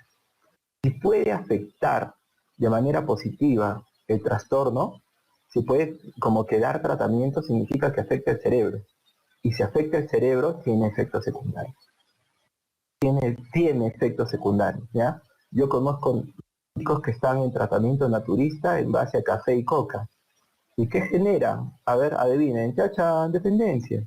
Sí, o sea, como que no se puede evitar que un tratamiento tenga efectos secundarios, o sea, si afecta positivamente tiene el potencial también para hacer daño, ¿ya? Entonces, esto de que los tratamientos naturistas no afectan, no es verdad, ¿ya? Generan dependencia, generan tolerancia. ¿Qué es la tolerancia? Que cada vez necesitas más del químico para obtener el mismo efecto que tenías antes, ¿ya? Si me preguntan por cuencos tibetanos y cristales, ahí sí mejor no, ni les digo, ¿ya? Entonces, esto, ¿por qué es importante saber de neurotransmisores y saber de estructuras? Porque afecta directamente la perspectiva sobre el tratamiento médico, ¿ya? Muy bien. Caracterización del TDA, ¿cómo es? ¿Cómo se puede observar? ¿Qué cosa es, sino cómo se puede observar este trastorno, ¿no? Y para eso usamos el DSM, el Manual Diagnóstico Estadístico de los Trastornos, ¿ya? ¿Cómo se evalúa? Se evalúa a través de una observación clínica del comportamiento, ¿ya? Y yo recomiendo que el diagnóstico sea evaluado y confirmado por un equipo que al menos tenga un psicólogo y un médico. El médico puede ser psiquiatra, puede ser neuropediatra, pero si lo ven al niño, el neuropediatra y el psiquiatra, mejor, para que se pongan de acuerdo con la medicación si es que es necesario, ¿ya? Y tiene que haber un psicólogo con especialidad en psicopedagogía, ¿ya? Para que entienda los procesos cognitivos implicados. Los profesores pueden dar diagnóstico de TDAH, no creo. Puede haber un profesor que tenga como que mucha experiencia y haya estudiado mucho y sea un especialista en el asunto, entonces lo que puede hacer este profesor es darse cuenta que el niño tiene TDAH y derivarlo para que el diagnóstico lo haga un médico. ¿Qué es lo que hago yo? Yo no diagnostico, ¿ya? Lo que hago es que detecto y digo si este niño necesita ir al médico, o mediante la observación clínica, durante la entrevista yo me doy cuenta, porque si el niño me responde bien a una entrevista de 45 minutos, sin síntomas de déficit de atención, sin síntomas de hiperactividad, pero en el commerce sale que es como que Lucifer encarnado, eso es crianza. Entonces ya ni lo derivo al médico, porque no es TDA, se dan cuenta. El commerce es una prueba, una lista de chequeo, de conducta, ¿no?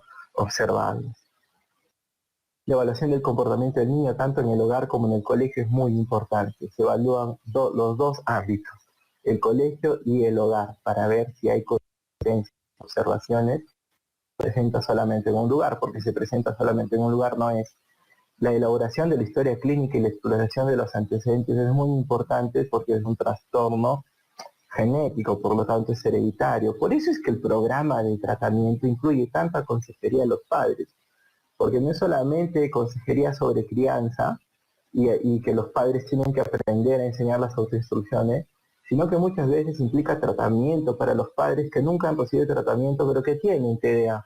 Por eso es que muchas veces es muy difícil el tratamiento psicológico, porque la cita era a las 4 y es 4:20, llegan, y de pronto cuando ya estás a punto de decirle a la persona que te ayuda a recibir la gente, pues si vienen no los hagas pasar, ¿ah? Llegan corriendo, todos chascosos, ¿no? Así, no, me choqué otra vez. Cada que vienes te chocas, ¿no? La mamá tiene TDA, ¿ya? Porque y por eso la exploración de los antecedentes es como que muy importante. Se complementa con pruebas médicas, neurológicas y en algunos casos genéticas, ¿ya? Y psicológicas. Y las pruebas psicológicas que ayudan al diagnóstico, las que más ayudan son las factoriales de inteligencia y las cognitivas de atención. Las de aprendizaje, hay algunas pruebas de aprendizaje buenas, ¿ya? Pero que sirven más para ver cuánta interferencia ya hay por el TDA que para diagnosticar TDA. sea, las pruebas de aprendizaje a mí me sirven para diagnosticar severidad. Pero, por ejemplo, muchas veces no vienen los niños de 6 años, vienen de 10. Entonces yo les tomo el evalúa, por ejemplo, pero para ver cómo están en cuanto a sus aprendizajes. Y ahí sí ya retraso en el aprendizaje, retraso pedagógico, ya. Pero no me ayuda a diagnosticar. ¿Qué sí me ayuda a diagnosticar? Las pruebas factoriales, como el Wechsler, cognitivas de concentración, ¿no? Las pruebas que se sientan los niños a ver si se pueden concentrar. Hay pruebas de eso, ¿ya? Las emocionales, como las de aprendizaje, me ayudan a ver las consecuencias que ya tiene el TDA. El TDA no se caracteriza por afectar las emociones, pero tener TDA te lleva a desadaptarte en el colegio y eso te puede afectar a nivel emocional. Entonces a mí me ayuda mucho ver qué tan retrasado está el niño en su aprendizaje según la edad y qué tan está su ámbito afectivo, ¿no? Con las pruebas. El diagnóstico diferencial tiene que establecerse bien y que no haya confusión con dos cosas, con trastorno negativista desafiante y trastorno disocial infantil, que son muy poco frecuentes en realidad, ¿ya? Y es muy difícil hacer el, el diferencial entre negativista, desafiante y disocial, ¿ya? El disocial es mucho más es mucho menos impulsivo y mucho más consciente y mucho más ambiental, ya en el sentido de que sí puede ser provocado por un trauma, por ejemplo. En cambio, el negativista desafiante sí es neurológico también, ¿no? Y tiene que ver con esta oposición, no necesariamente violenta, pero sí manifiesta a las reglas, ¿ya? La comorbilidad, esto que les explicaba, ¿con qué suele presentarse al mismo tiempo, pero no debe entenderse como que una cosa causa la otra, ¿ya? La comorbilidad no es lo mismo que determinación, por ejemplo, ¿ya?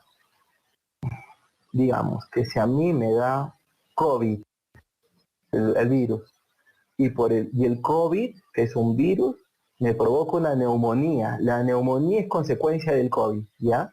Entonces, eso es como que consecuencia.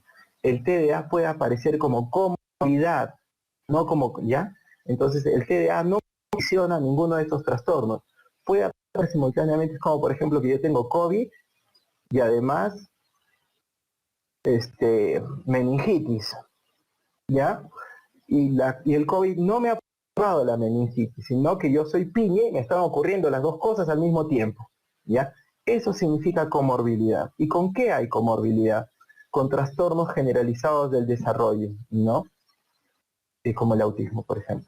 Trastornos de la conducta, como trastorno de adaptación, ¿ya? O trastorno negativista desafiante. Trastornos del aprendizaje, como dislexia. Y hay otros trastornos neurológicos, como epilepsia. Pueden ocurrir al mismo tiempo, pero uno no causa el otro, sino que ocurren juntos. Y es bien frecuente que ocurran juntos, ¿ya? Es bien frecuente que los niños que tienen autismo, sobre todo si el autismo tiene mucho déficit cognitivo, también tienen trastornos por déficit de atención. Pero ¿qué pasa? Como son trastornos distintos, se dan dos tratamientos simultáneos, distintos, pero al mismo tiempo. ¿Ya? Eso significa diagnóstico diferencial, es distinto y hay que distinguirlo de esto para no equivocarse en el tratamiento. Y la comorbilidad tiene que ver con que qué más le vamos a dar, ¿ya? ¿Qué otro tratamiento le vamos a dar además del tratamiento para el trastorno por déficit de atención? ¿Ya? ¿Cuáles son los síntomas de inatención, desatención? Dificultades para prestar atención voluntaria y todas las consecuencias, ¿no? Dificultades para terminar tareas. Parece que no está escuchando, no sigue las instrucciones porque ni las atiende, ¿no? Tiene dificultades para organizarse, ¿ya? Evita y se muestra muy reacio y poco entusiasta a tareas que ya sabe que necesita mucha concentración, porque ¿quién quiere hacer algo para lo que no es bueno? ¿Quién quiere hacer algo para lo que no es bueno? Si a mí me dice, vamos a cocinar, yo voy a evitar, me voy a disgustar y me voy a mostrar poco entusiasta. ¿Por qué? Porque no soy bueno para cocinar, ¿ya? Entonces, de la misma forma, si a un niño le dices, vamos a hacer una clase de matemáticas, se va a evitar, se va a disgustar y se va a mostrar poco entusiasta. Porque va a costar mucho, porque no prestar atención. Para eso se necesita mucho prestar atención, ¿no? Pierde las cosas, ¿no? Ya sabes, así llegas a una clase y ya vas viendo quiénes son los niños que tienen dificultades de atención, que colgado del cuello, como un pabilo, ¿no? Entonces, ¿y por qué tienes el borrador así? ¿Cuál borrador? No, ese es que déficit de atención, ¿ya? Pero de las cosas, se distrae, olvida las actividades cotidianas y esto muchas veces es interpretado como pereza o como falta de responsabilidad. No, es que se olvida. ¿Cómo se va a olvidar todos los días de lo que hace todos los días? Por eso es que es un trastorno, pues.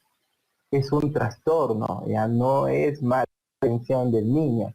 Sí, se olvida de ver la cama, porque no está concentrado en eso. Su mente está en otro lado, entonces se levanta y a pesar de que tiene una buena rutina, ese día se le olvida, pues. Regresa del colegio y ¿quién va a dormir en mi cama? ¿Quién va a dormir en mi cama? Y es que no la atendió nunca, se dan cuenta. Entonces, estos son los síntomas de déficit de atención. ¿Cuáles son los síntomas de hiperactividad?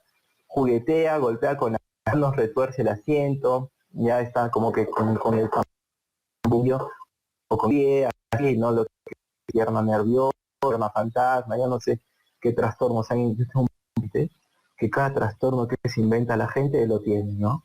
El otro tiene como que 40 años, ya, y viene y dice, pues me he dado cuenta que soy niño indio. Y ya, hasta él mismo se ríe, ¿ya? Pero en esto como que de la inquieta. Pues pierna inquieta es hiperactividad, con el pie todo el tiempo así, o que te tiembla la pierna, ¿ya? Con frecuencia se le van situaciones que se espera que permanezca sentado, como la misa o como la clase, se levanta, ya, se va a otorgar, corretea, trepa, es muy activo, ¿ya? Es muy activo. Y digamos que si estamos en el parque y estamos jugando, que el árbol, cualquier niño trepa el árbol, pero no cualquier niño se trepa del primer al segundo piso por fuera mientras te abren la puerta, ¿no? Pero con que no resulta apropiado y hasta peligroso puede resultar, ¿no? Está ahí, tocas el timbre y tu esposo está en el baño, tocas el timbre porque te olvidaste las dos, la llave y tu esposo está en el baño, tocas a la tercera. ¿Y dónde está Juan? Y Juan ya está trepando con la reja del vecino para tirarse de cabeza al garaje. No es porque es hiperactivo. Es incapaz de jugar, ocuparse de actividades tranquilas. Si tú le dices a un niño juguemos ludo, es para que termine pateando el tablero, literal, ¿no? O los rompecabezas. Yo digo, no sé. Los rompecabezas ayudan a la hiperactividad. Los rompecabezas ayudan al los rompecabezas ayudan a la hiperactividad, ayudan a que empeore, ayudan a la hiperactividad, o sea, le ayuda a la hiperactividad a ponerse peor. Supongo que eso es lo que quieren decir. Lo que necesitan estos niños es comprensión de que son muy activos y no forzarlos a hacer algo que no pueden hacer. Con frecuencia está ocupado, ya, pero ¿en qué está haciendo? No sé, pero estoy muy ocupado, ya, y se ponen a hacer. Y sienten como impulsar un motor, ya, esto es siempre. Hablan en exceso, tienen como que esta verborrea, todo el tiempo están conversando, responden inesperadamente, yo tengo esto, yo soy medio impulsivo, yo tengo esto. En mi afán por mostrar interés a lo que la gente me está preguntando, lo respeto y le contesto antes de que me termine de preguntar. Este síntoma yo lo tengo, con frecuencia respondo inesperadamente antes que haya concluido la pregunta, yo tengo esto, ¿eh? Interrumpe o se inmiscuye en las cosas de otros, se cola en la cola, y es en general muy activo y muy impulsivo, muy poco reflexivo, no tiene la inhibición, ¿ya? Estas son las características del trastorno. Entonces, antes de pasar al comentario final, vamos a hacer una nueva pausa para ver si hay preguntas, ¿ya? Seguramente hay preguntas. A ver, aquí, alumnos y no escuché sobre las funciones ejecutivas. Jorge, ¿me podría explicar en qué consisten las funciones? No has escuchado sobre las funciones ejecutivas porque yo no he hablado de eso. Ya, entonces no hay problema. ¿Qué pasa? Hay toda una perspectiva que dice que el tratamiento del trastorno por déficit de atención debe ir por el lado de las funciones ejecutivas. Es como que la otra perspectiva cognitiva. ¿Qué son las funciones ejecutivas? Son una serie de funciones cognitivas que nos permiten funcionar adecuadamente, como por ejemplo la planificación. La planificación es una función ejecutiva. La organización perceptiva, esto de que todas las sensaciones las organizamos en una sola percepción que tiene sentido, esa es otra función ejecutiva, ¿no? La inhibición es una función ejecutiva. Entonces, ¿qué es lo que dice la teoría de las funciones ejecutivas? Que si nosotros entrenamos a los niños en lograr sus funciones ejecutivas, va a mejorar, ¿ya? Hay evidencia de que es una muy buena idea, pero necesitamos más investigación. Hasta que la tengamos, el mejor tratamiento es la alternativa, las autorizaciones. No es tan importante el contenido como el proceso de tratamiento. Entonces, a ver, ¿qué quiero decir con esto? Hay dos tipos de ejercicios para trabajar el trastorno por déficit de atención a nivel cognitivo. Los que se centran en el contenido del ejercicio y los que se centran en la rutina. Y ahí el ejercicio no es tan importante. El ejercicio es solamente un ámbito en el cual podemos aplicar la rutina. A ver, ¿a qué me refiero? Por ejemplo, para la planificación es muy efectivo resolver, ¿cómo se llaman estos que uno empieza en un lugar y tiene que ir esquivando obstáculos o viendo? Laberintos, ¿ya? Los laberintos son ejercicios que sirven para la planificación. Entonces hay toda una perspectiva que dice laberintos para la planificación, estos ejercicios de diferencias para la discriminación. La discriminación es la capacidad para distinguir un elemento de otro, un estímulo de otro, ¿ya? Entonces estos ejercicios que se centran mucho en la forma, es como un entrenamiento de la mente en las funciones específicas, a las cuales llamamos funciones ejecutivas. En primer lugar, tiene una serie de desventajas. En primer lugar, que hay mucha dificultad en la generalización. Es decir, los niños con TDA aprenden a hacer muy bien los rompecabezas, aprenden a hacer muy bien los laberintos, aprenden a hacer muy bien las diferencias y después en el colegio no pueden prestar atención, ¿ya? La diferencia con el tratamiento de autoinstrucciones es que no importa tanto si es un laberinto, si es una ficha de diferencias o si es un rompecabezas, se le enseña al niño una rutina sobre cómo empezar el ejercicio.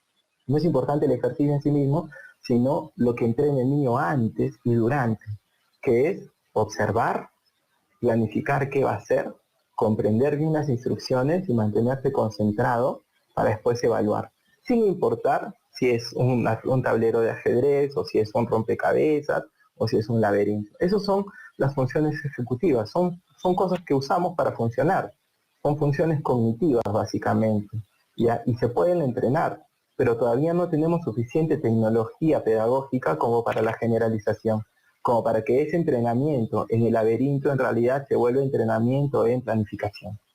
¿Ya? No hemos encontrado todavía la forma de dar el salto entre el que el niño aprenda a hacer rompecabezas a que el niño aprenda a discriminar en general. Y es por eso que el tratamiento en funciones ejecutivas todavía está en etapa de desarrollo. Y es muy importante. Yo creo que una vez que tengamos realmente el ejercicio, va a ser efectivo el tratamiento en funciones ejecutivas y va a ser complementario o paralelo, no paralelo, sino que se van a complementar muy bien con el tratamiento que les quiero enseñar yo, que es el de autoinstrucciones, ¿no? No sé si contesté a un no, Psico Perú. Blanco dice, en relación a las actividades extracurriculares para estos niños, aparte de las actividades físicas, ¿qué otras actividades se puede recomendar? Ninguna. Ni siquiera las actividades, yo no recomiendo actividades extracurriculares para con trastorno por déficit de atención. Hacer tareas y que descansen y que jueguen. Es que, ¿saben qué? Yo soy de los que no recomienda actividades extracurriculares para nadie. ¿Ya? Pero de todas formas, ¿ya qué significa extracurricular? Que está fuera del currículo del colegio. O sea, además de las 8 horas que pasa en clases, ¿qué más debe hacer el chico? Vivir su vida como un niño normal, jugar, dormir, comer, bañarse, ayudar en casa, ¿ya? Esas son buenas actividades extracurriculares. Sobre todo, descansar y dormir y jugar, ¿ya? Eso es lo que recomiendo, que tenga espacio para jugar, ¿ya? Porque eso promueve la salud emocional de los niños.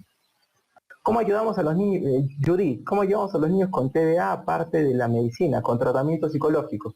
Que es lo que les voy a enseñar el lunes, ¿no? Entrenamiento en instrucciones, validación emocional, meditación. Gracias Blanca, es que se me fue. Eso que agarras y empiezas en un lugar y vas a laberintos, gracias. Gracias Blanquita. Darling, ¿consideras que todos los medicamentos para EDA tienen efectos secundarios o existe alguno que no? Todos los medicamentos para todos tienen efectos secundarios, ¿ya? El mejoralito que me daban a mí para la gripe tiene efectos secundarios, ¿ya? Todos tienen efectos secundarios. Por eso hay que analizar si la severidad del trastorno amerita que tome el medicamento. Pero siempre tiene. Actividades de control inhibitorio, actividades de atención, de concentración, también podría ser, sí, pero no es tan importante este asunto de la actividad, sino de la rutina, ¿ya? No hemos encontrado todavía cuál es la actividad que ayuda, o sea, cuál es el trabajito que ayuda al trastorno por déficit de atención. De lo que sí tenemos evidencia es de que este aprendizaje, esta rutina de que los niños aprendan que siempre, sea el trabajo que sea el curso que sea, observo y digo todo lo que veo. Entiendo qué cosa tengo que hacer, planifico cómo lo voy a hacer, me concentro y lo hago. Y después evalúo qué tal lo he hecho. Y repetir, y repetir, y repetir esta rutina, eso sí tenemos evidencia de que ayuda. Rocío, que ya se fue, dice que ha desconectado, pero bueno, Rocío dice, ¿cómo se puede trabajar con un niño de 5 años que no se puede diagnosticar, pero que sí muestra características muy marcadas de TDA? Probablemente si muestra características de TDA, tiene el TDA, aunque todavía no se lo puede diagnosticar, y con todo el tratamiento psicológico. Sobre todo, autoinstrucciones, validación emocional y meditación, que es lo que vamos a hacer el día. Los ludos están geniales. ¿Qué son los ludos? El juego de ludo, Ángela, para divertirse. Los juegos son para divertirse, ¿ya? Entonces, como que darle tratamiento al niño fuera del consultorio, no, yo no lo veo como que muy adecuado, ¿ya? Hay que hacerlo aprender a jugar ajedrez al niño porque le ayuda con el TDA. En primer lugar, eso no es verdad, ¿ya? Y en segundo lugar, el niño debe jugar ajedrez porque el ajedrez es chévere para divertirse. El niño debe hacer ejercicio como parte de su tratamiento. No, el niño debe jugar porque jugar es chévere, para divertirse, ¿ya? Esa es la forma en la que tenemos que entender esta actividad. La terapia del ego funciona para los niños con TDA. Yo tengo evidencia que la terapia del ego no es en primer lugar terapia. Terapia es una cosa, terapia es un término con todo esto. Hay cosas que son terápicos que no son terapia. Los legos no son terapia, ¿ya? El proyecto Mozart no es terapia, son actividades, ¿ya? Y funciona como contenido para poder practicar autoinstrucciones. Si yo le doy a un niño con TDA los legos para que juegue, que juegue. Si yo quiero utilizar eso como insumo de tratamiento, lo que tengo que hacer es, te voy a dar estos legos y mira que tienes que construir esta figura. ¿Qué tienes que hacer? Observo y miro todo lo que veo. Aquí están los legos, son 18 legos de 6 tamaños distintos. ¿Qué es lo que tienes que hacer, Juan? Lo que tengo que hacer es construir esa figura. ¿Cómo lo vas a hacer? Bueno, mi plan es que voy a separar primero todos los legos del mismo tamaño y luego voy a ir encajando uno por uno de abajo hacia arriba según la figura que me estás enseñando. Entonces, Juan, ¿ahora qué hacemos? 1, 2, 3, ¡pum! Me concentro y me pongo a hacer y una vez que he terminado evalúo cómo. ¿Se dan cuenta? No es el ego, es la rutina mental que repite para todas las actividades, ¿ya? Pero si yo le voy a dar legos a un niño, tenga TDAH o no tenga TDAH, que sea para que juegue, ¿ya? Total, en tratamiento yo uso otras cosas, no todo es, ¿ya? No todo es tratamiento. El tema de canalizar, no tengo ni idea de qué será esto de canalizar. Silvia, lo lamento. Canalizar a mí me suena a construir un canal, como el canal de Panamá, entonces no sé, de verdad, lo lamento, no sé qué es canalizar o cómo se utiliza en el término que significa a nivel de tratamiento. Los juegos o actividades adicionales son solo un medio para disipar los excesos, mas no mejoran o curan el TDAH. Disipar los excesos en el sentido de que hay exceso de actividad, en realidad va a seguir habiendo exceso de actividad, va a haber hiperactividad, va a seguir habiendo impulsividad, a menos que haya entrenamiento en meditación y que traten de disipar los efectos afectivos, ¿ya? Pero no mejoran, no curan el TDAH, las actividades adicionales. Claro que no. Lo que cura el TDAH, lo que da tratamiento, el TDAH me cura. Lo que da tratamiento es dedicación de tratamiento lógico, ¿no? Más actividad, no tratamiento, más actividad significa exceso de estrés para estos chicos y afectarlos a nivel emocional. No son personas que tienen más energía, son personas que tienen el cerebro, entonces no hay que exigirles más actividad o cansarlos, eso no es tratamiento. Antes de los 6 o 7 años el examen neurológico ayuda al diagnóstico como la EEG. En la EEG a ninguna edad sale, ¿ya? En el examen eléctrico del cerebro no sale. La actividad cerebral es muy variable, es tanto así que no sirve como diagnóstico, ¿no? Incluso hay niños que clínicamente están diagnosticados con trastorno por déficit de atención y a nivel de impulso nervioso no muestran ninguna diferencia, ¿ya? Entonces, estas pruebas neurológicas no son efectivas. Son efectivas las pruebas neurológicas clínicas, las que hacen los neurólogos con entrevista y observación, ya más que con estos análisis médicos. ya sea porque son inquietos, incluso en la misma prueba, sí, también, o sea, un niño hiperactivo está como que le están tomando el electro y está, entonces no sale bien el electro, ¿ya? ¿Qué es esto? ¿Qué es esto? ¿No? Y entonces, yo opino que estos análisis no son efectivos, entonces por gusto se le somete al niño. Es mejor un buen análisis clínico, que el psiquiatra lo observe, que haga una buena entrevista, que tenga su sesión de evaluación y vamos a sacar un examen de sangre, eso no va a salir, ¿ya? Canalizar energía, ¿qué? Canalizar energía, ¿cuál energía? Todo esto de la vida es canalizar energía, ¿ya? Esto que estoy haciendo de hablar es canalizar energía. Yo me he comido 2 hamburguesas en el almuerzo, mediante la digestión he convertido todas esas calorías en energía y ahora pues puedo producir este comportamiento. No sé cómo se puede aplicar eso a los con trastornos de atención. Hay toda una perspectiva y yo apoyo esto de que, por ejemplo, a los niños con trastorno por déficit de atención, para no hacerles más difíciles las cosas, no hay que darles estimulantes. Pero ni siquiera soy partidario de darles menos azúcar que a un niño normal, porque eso es castigo.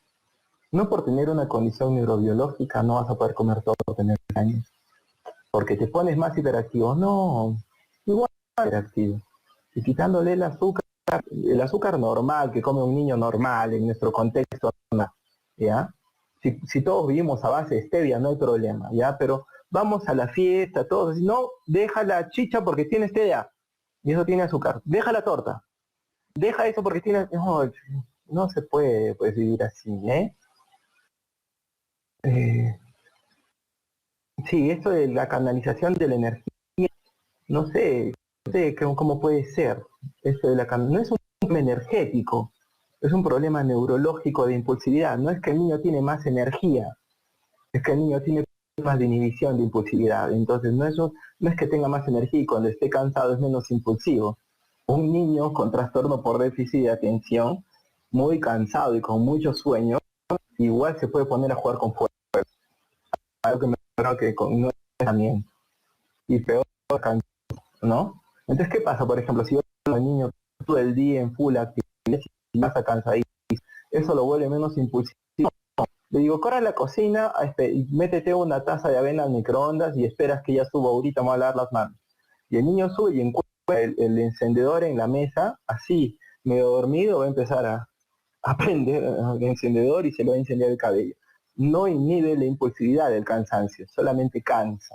Ya, entonces no sé si me explico con esto de que no es un problema energético, es un problema neurobiológico. ¿Sí? ¿Sí? ¿Con esto les contesté? A Blanca, Silvia, no sé. Ya, queda claro al fin, gracias a Dios. Si un padre pide algo, no me den una sugerencia, es posible recomendarle, por ejemplo, una manzanilla con agua de tiempo para bajar la impulsividad. Yo no haría esa recomendación, porque creo que eso ayuda. Si ustedes creen que la manzanilla ayuda a la impulsividad, yo creo que están en toda la libertad de recomendar lo que ustedes piensen que es mejor. Yo pienso, por no decir que yo sé que la manzanilla ayuda a la impulsividad. Entonces, tratamiento. Padre, algo medicinal, recomendaciones que más le diría yo. Yo te puedo dar recomendaciones a nivel psicológico, meditación, por ejemplo, y te puedo ayudar poniendo al niño en tratamiento que incluye meditación, validación emocional, pero la manzanilla no me preguntes a mí porque yo no sé si funciona o no. Es lo que diría yo, ¿no? María. Mayra, para un niño con TDAH, ¿sería más recomendable en un colegio que tenga menos diariamente? No, claro que no. ¿Por qué? No necesitan ese tipo de diferenciación, puesto que ahora hay varios colegios que desde tercer cuarto grado de la polidocencia. Yo estudié en un colegio con 30 compañeros que había polidocencia desde tercer grado, ¿ya? Y lo que pasa es que un niño con un buen tratamiento puede adaptarse a eso, ¿se dan cuenta? Y eso es lo que tenemos que promover, darle un tratamiento efectivo al niño para que pueda estudiar en las circunstancias que los padres quieran. Cuenta. Yo pienso que para ningún niño, teniendo es bueno un grupo mayor de 20 personas, pero no es parte del tratamiento, no es cura, no es positivo para ese niño. Entonces lo que tenemos que hacer es darle un buen tratamiento médico y psicológico que le permita ir a circunstancias normales en el colegio, ¿ya? Se corta el audio, a veces lo lamento. No tengo nada que ver con eso yo.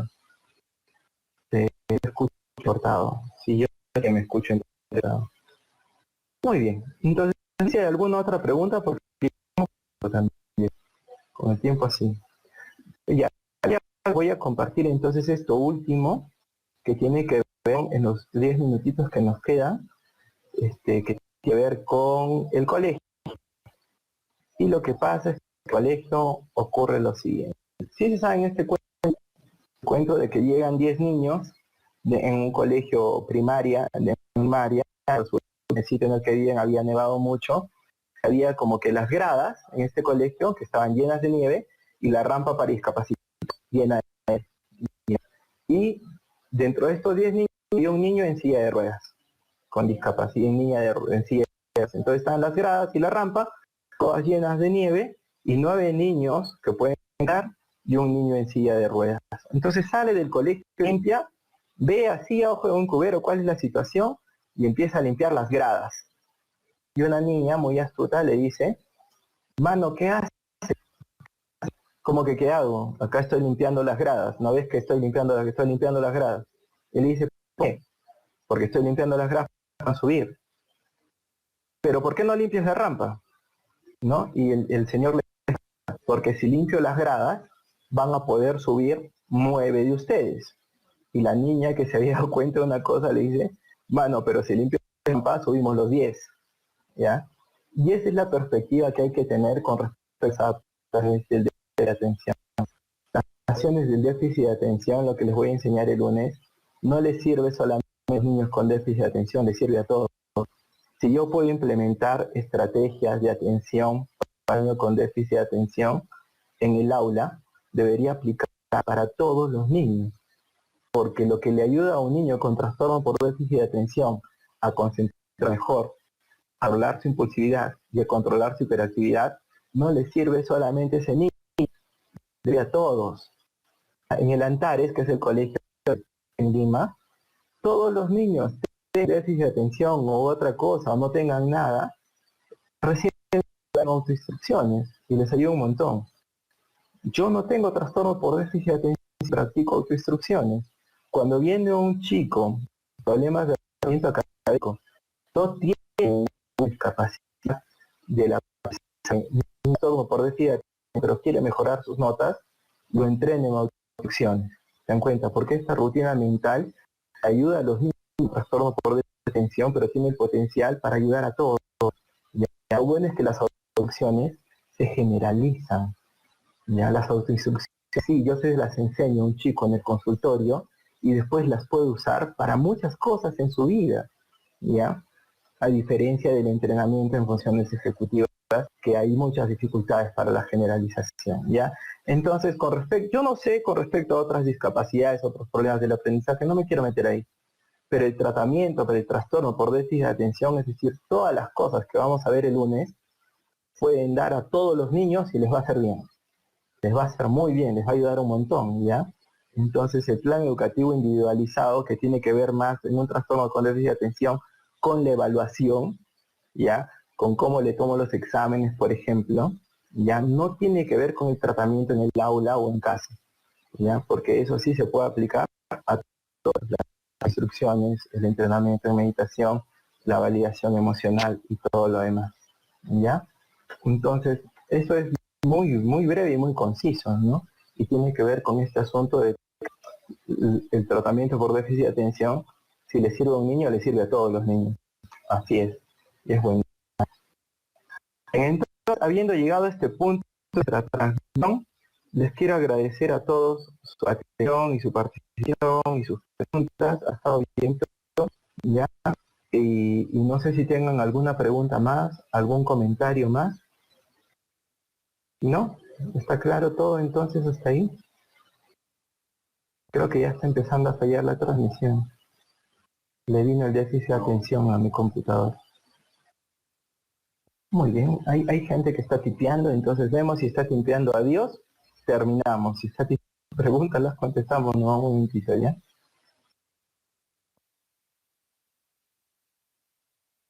Sí, de tipear entonces está más efectivo, creo que decirlo en el micro se confunde un poco. Tenemos 5 minutitos más.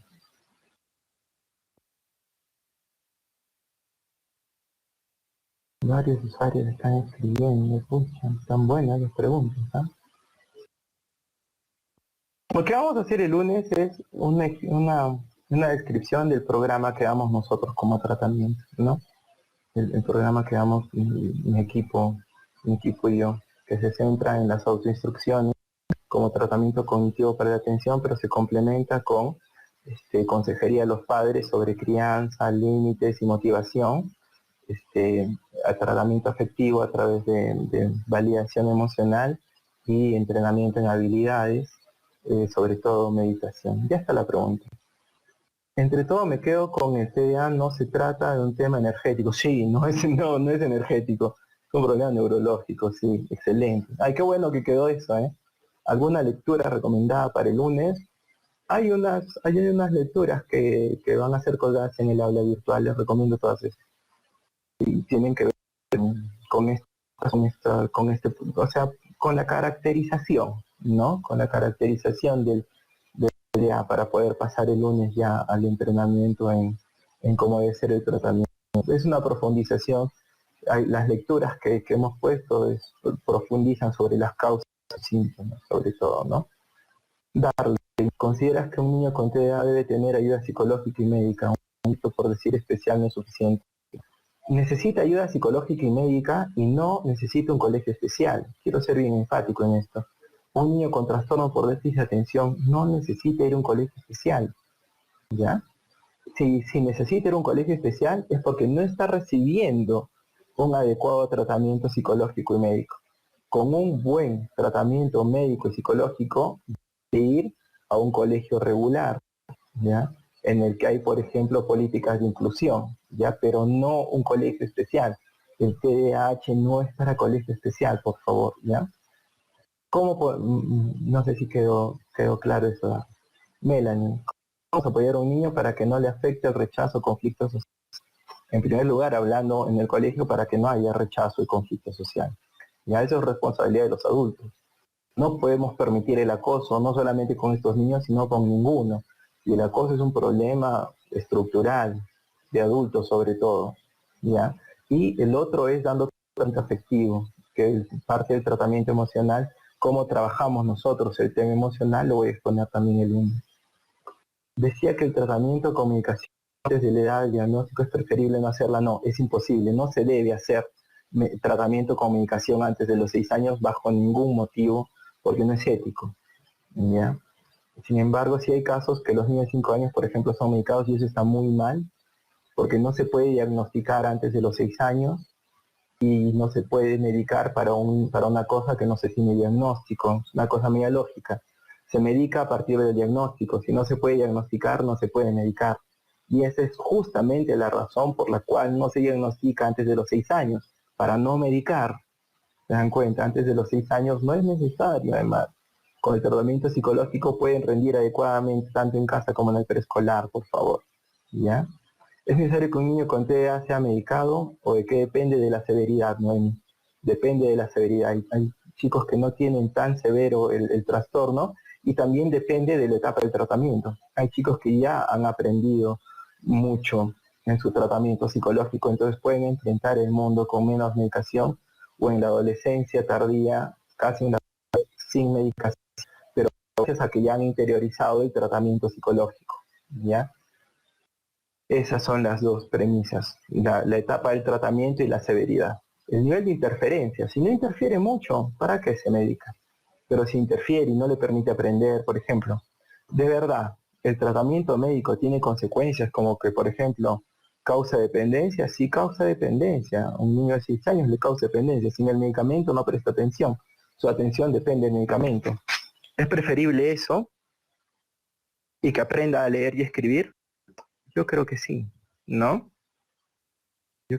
Me gustaría, profesor, si no es mucha molestia, hacer una aclaración entre mitos sobre el TDA y la noción real. El tema no tener TDA antes de los 6 años, por ejemplo, o ponerlos en talleres para canalizar su energía con la familia. Ya, el TDA, el niño lo tiene desde que nace. Se diagnostica a los 6 años y no antes para prevenir que se medique muy temprano, ¿ya? Pero el TDA lo tiene el niño. Después, no es un tema energético, el tratamiento no es cansarlo al niño, solamente lo estresamos cuando lo metemos en más cosas. Necesita tratamiento multidisciplinario, evaluación por parte de un médico y el médico determina si es necesario o no medicarlo, y tratamiento psicológico multifactorial. Se trabaja la concentración, la impulsividad y la hiperactividad a través de distintos métodos y estrategias que consiguen tratamiento directo con el niño del consultorio, reforzamiento del acompañante terapéutico en casa, entrenamiento a los padres y consejería a los profesores. Todo, ¿no? Puede ser un paralelo. Sí, lo hemos ido haciendo y lo vamos a hacer mucho más claramente cuando veamos las pautas de nutrición. Sí, me ha pasado que medicaron hace años a un familiar y los efectos eran, por ejemplo, cambio brusco en la actividad, alta pasividad. Y lo que pasa es que los tratamientos psiquiátricos afectan distinto a cada persona dependiendo del trastorno también, ¿no? Y más adelante dieron otro diagnóstico. Si se equivocaron en el diagnóstico, se equivocaron en la medicación y ahí sí estuvo mal todo, ¿eh? Ahí sí estuvo mal todo. Mitos, realidad. Ya, sí, lo sé. Yo lo preparo brevemente para el lunes. Esto, mitos y realidad. Está interesante. Es propenso a hacer bullying en el colegio. No bullying, porque el bullying es intencional, sistemático, nocivo. A lo que sí es más propenso el niño con TDA es a la agresividad, por si no controla adecuadamente su impulsividad. No todos los niños con TDA son agresivos, pero un niño con TDA en un ambiente en el que se enoja mucho, va a agredir mucho, porque el enojo viene acompañado por el impulso de agredir naturalmente y este niño no tiene la capacidad para inhibir su agresividad. Entonces, a pesar de que él sabe que está mal pegar, en el momento que le viene la cólera es tan intensa y no tiene el freno para el impulso, va a terminar pegando. Pero el bullying es otra cosa, el bullying es mala intención de parte de uno o un grupo de niños en hacer daño sistemáticamente al otro, ni siquiera tiene que haber mucha agresividad, ¿no?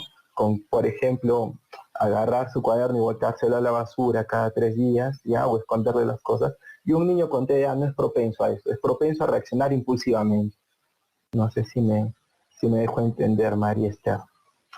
Muy bien, entonces muchas gracias. A ver, un niño con TDA es propenso a hacer un día. Sí. Listo. Entonces, si tienen alguna otra pregunta, la anotan en un papelito y me la hacen el lunes, que continuamos con este asunto. Siendo las 6, les agradezco mucho su atención y su participación. Gracias.